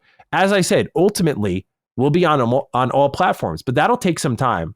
Moon is about quality above all, so if we do something, we want to take the time to do it right," end quote. All right, Anton K with the write-in, and we'll hear from Mr. Scott if you're nasty afterwards. Hey, DDs.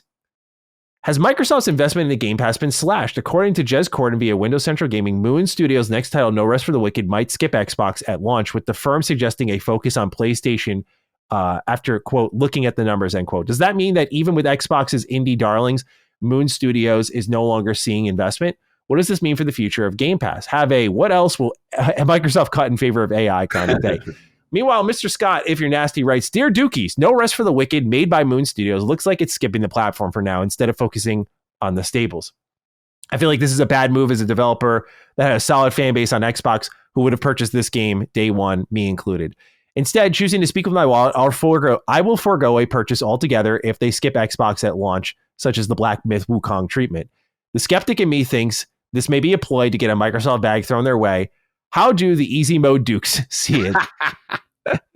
Thank you both for your write-in. Lot to say here, Cog. Ooh. Let's hear from you first. How are we feeling about Moon Studios making a little noise again? This time, you Xbox fans, you're not going to buy the game. Numbers say otherwise. We're going to PlayStation. How are we feeling? Interesting. I was surprised again. I was like, all right, let me see what's going on. Shout out to Thomas Mahler. Shout out to the legendary Moon Studios. We know the history. Wax poetic on Ori and the Blind Forest, which is their creation. Masterpiece of a game. They had a great relationship with Xbox, and then things went left. Yeah. And also they themselves got themselves into a little bit of a scandal. Let's just say internally, there was a lot of things going on in there that weren't too great, but whatever, neither here nor there. So then, as we fast forward, we then get news. Hey, somebody asked them about Ori, whatever. Hey, we're in talks with Microsoft, as far as our new game and stuff like that. And it seemed like the relationship was improving. And this was a big deal a couple of months ago. We were like, yo, this is a great sign. I remember putting it in, one of the news items for Duke. So you had it in there.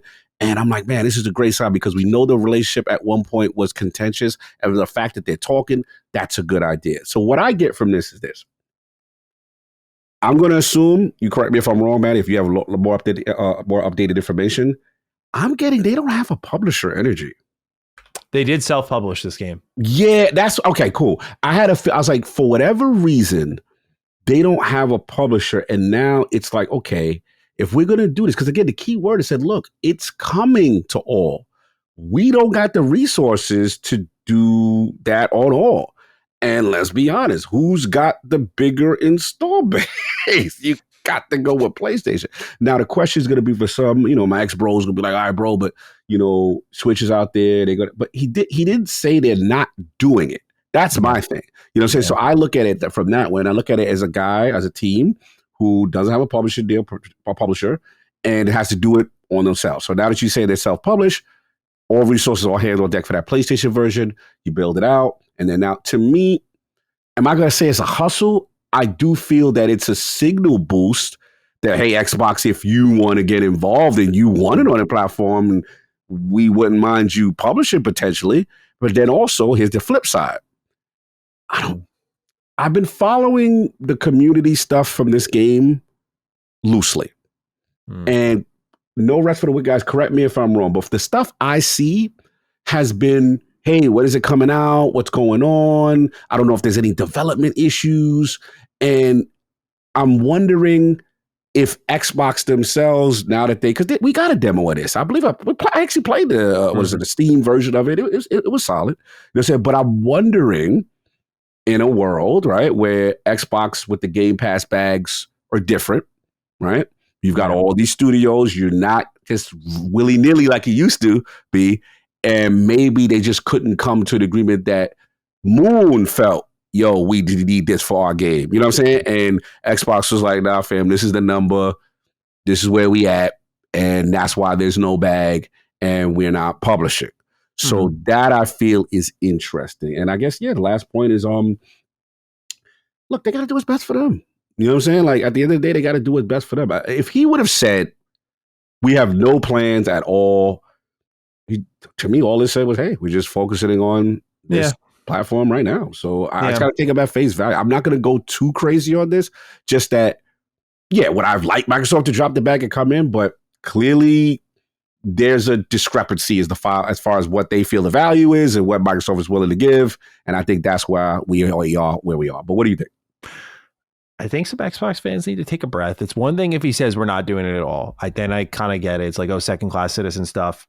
The delayed release, though, to me, I don't want to be rude to Thomas Mahler because I do respect him as a developer, but you have to kind of read a little bit between the lines here of like how he flags attention. Like, you know, when he was talking about like financial troubles for the company after they had bought the publishing rights for this game back from Private Division, he was like, you know, we got review bombed and so if you don't want us to go out of business, you want us to actually finish it, like we need positive reviews. And that started to make headlines and shit. And it was like this back and forth thing. And just, it's like, what are you doing, dude? And it ends up being that, you know, the game's now mostly positive on Steam.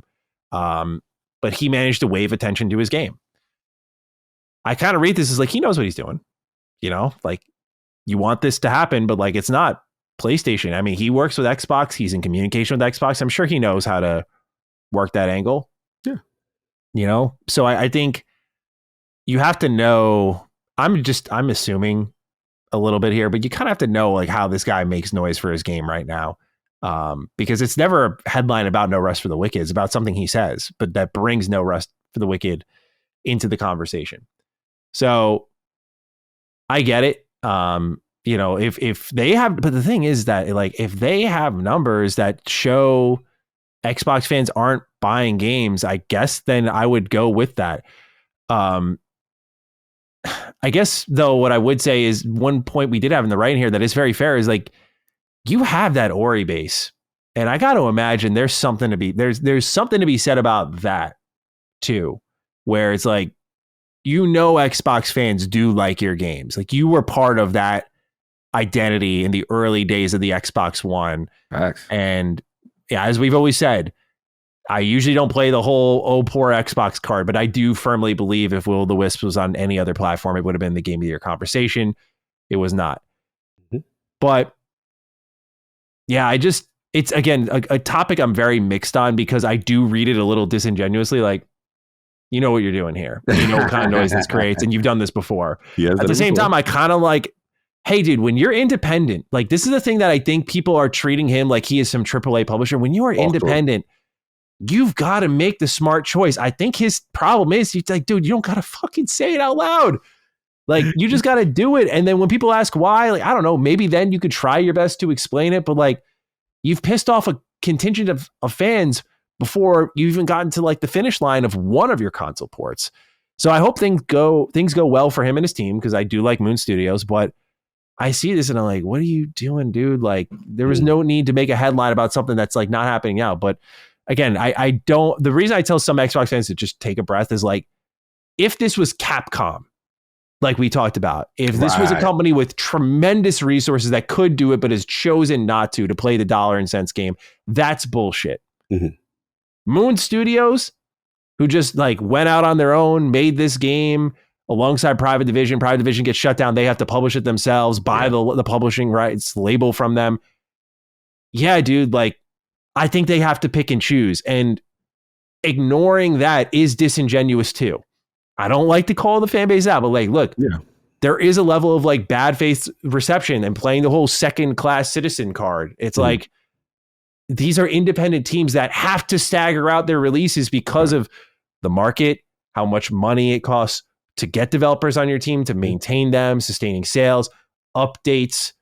You know, like, you got to keep that in mind. Like, you can't talk to the indies the same way you talk to the AAA and create these same expectations from them. It's just not like, this company, no doubt, is more flush with cash than most independents. Like, they're a top level independent because they, you know, ton of money from the Ori series, how well it sold. Mm-hmm. I think, what would they say, like 15+ million across the whole series or something like that, like something crazy, like really good shit. So, you know, no doubt they have a lot of money, but you got to keep in mind, like, this is not a AAA publisher of games. So that's my mixed defense/attack on Thomas Mahler's statement. It's like, on one front, it's like, bro, I kind of don't believe you're being genuine with this. On the other hand, I'm like, dude, I get it. And like, you're independent, and like, I get why Xbox fans would kind of be upset, but like, you gotta, again, if this is Capcom, I'd be like, go after him, have fun. But like, an independent dude and their team, I don't know. Unless they got some sourcing and some investment that I'm unaware of, where they have a lot more money True. And that's why people are upset. Then I'll change my stance. And be like, okay, I agree. I get it. But like, if this is still just them on their own fighting for every update, yeah, you know, I get it. It's an early access game, and I'm sure what they're probably, if I were to guess his angle, just given how business savvy he is shown to be, he wants to get the PlayStation money first through that early access. And when it's in that nice 1.0 state, you do a big relaunch and you get the Game Pass bag. And then you move into Ori 3. I think that's what happens. So and he's playing a long game.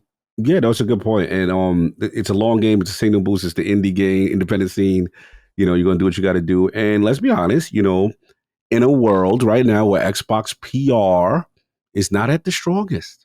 I mean, it is kind of savvy, even though we may not necessarily agree with the methods. It is kind of savvy to signal boost and get the Xbox fan base to do the heavy lifting for you. Because one thing about the Xbox fan base, they are passionate. There's a lot of second-class citizen energy they have felt for being shunned by some big titles in the past. And certain people know that. And if you get enough PR stake, we've seen it happen with the Capcoms. And next thing you know, two months later on the Duke, here come the Capcom fighting game. Here comes the MT framework issue. It's here. Oh, we figured it after frame rate, bro. Here comes the game science and the Woo. We figured it out. We got it now. Whatever it is, like there is some. I think there's some developer. I'm not saying he's 100% doing anything dirty. What I'm trying to say is there is leverage that you could pull, and we have to admit his account has been known. He's been known to to put himself out there with the situation. Yes.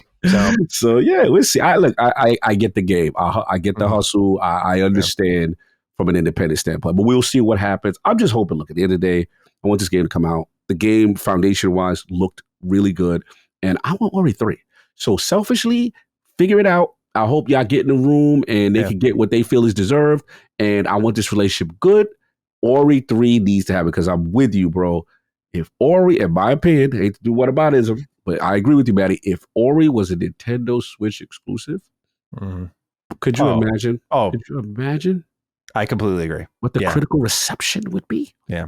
It happened to be on one of their worst consoles of all time with the Xbox, and nobody played it and didn't realize how great that game was. Yeah, such a shame. Undeserved.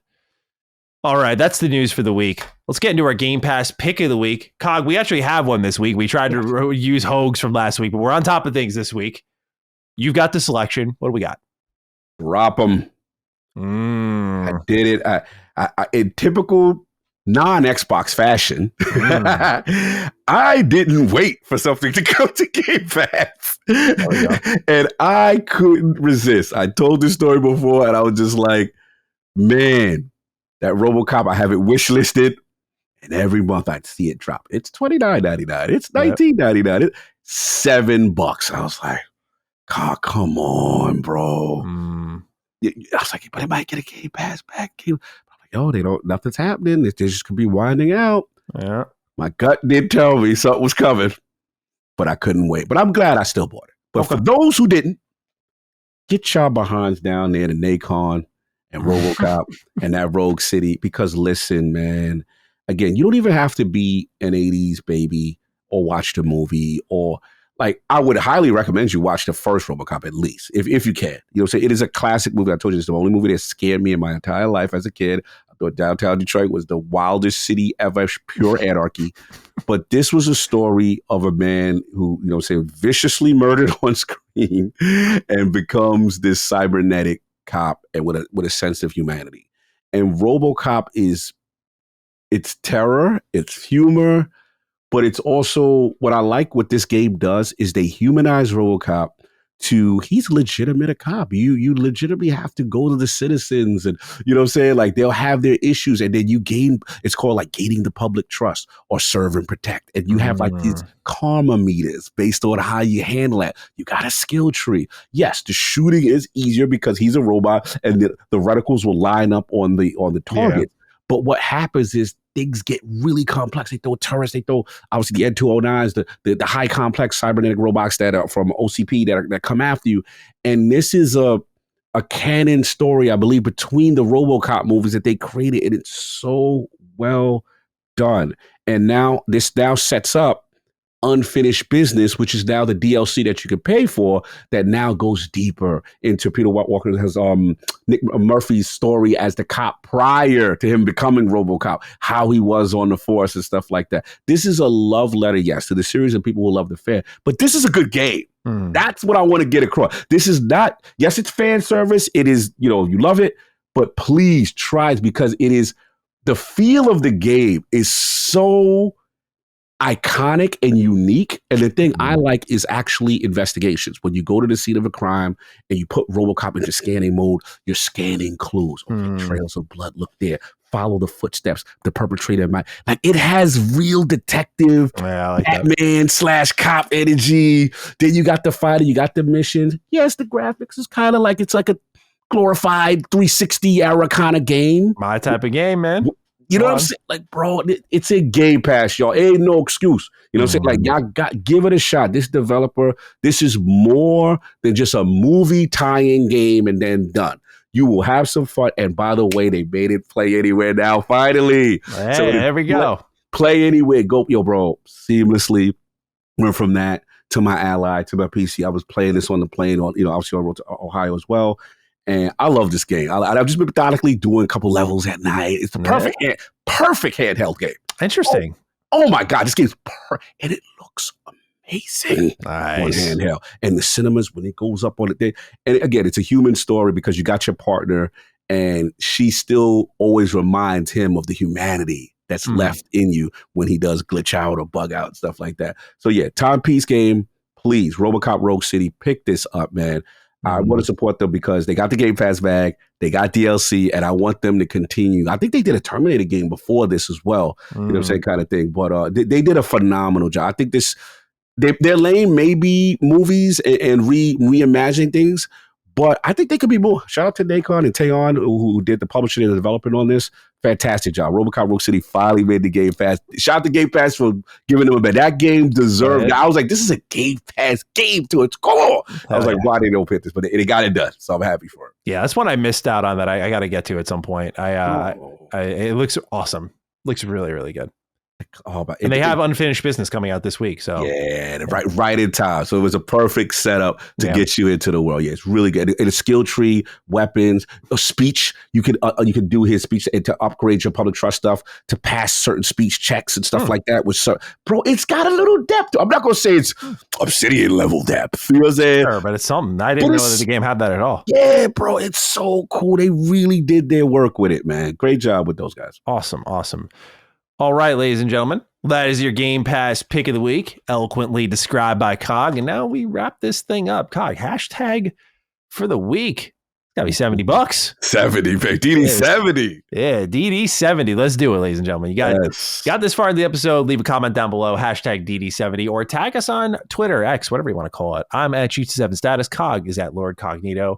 Hashtag DD70. Cog, any closing thoughts as we get on out of here? Fun one, man. I like that we got the gods of Xbox, and they gave us a nice little lead right in time for the Duke recording. Show was saved. Yo, 2 people hit me up like, okay, you saw this? It's going to be a time for this. Like, we got you. So salute to everybody around with the Dukes. Good to be back talking with the homie. Absolutely. Plays. Yeah, man. Everybody enjoy your week. Have fun. Absolutely. All right, ladies and gentlemen, we appreciate you. Listen to our show. We're happy to have you here.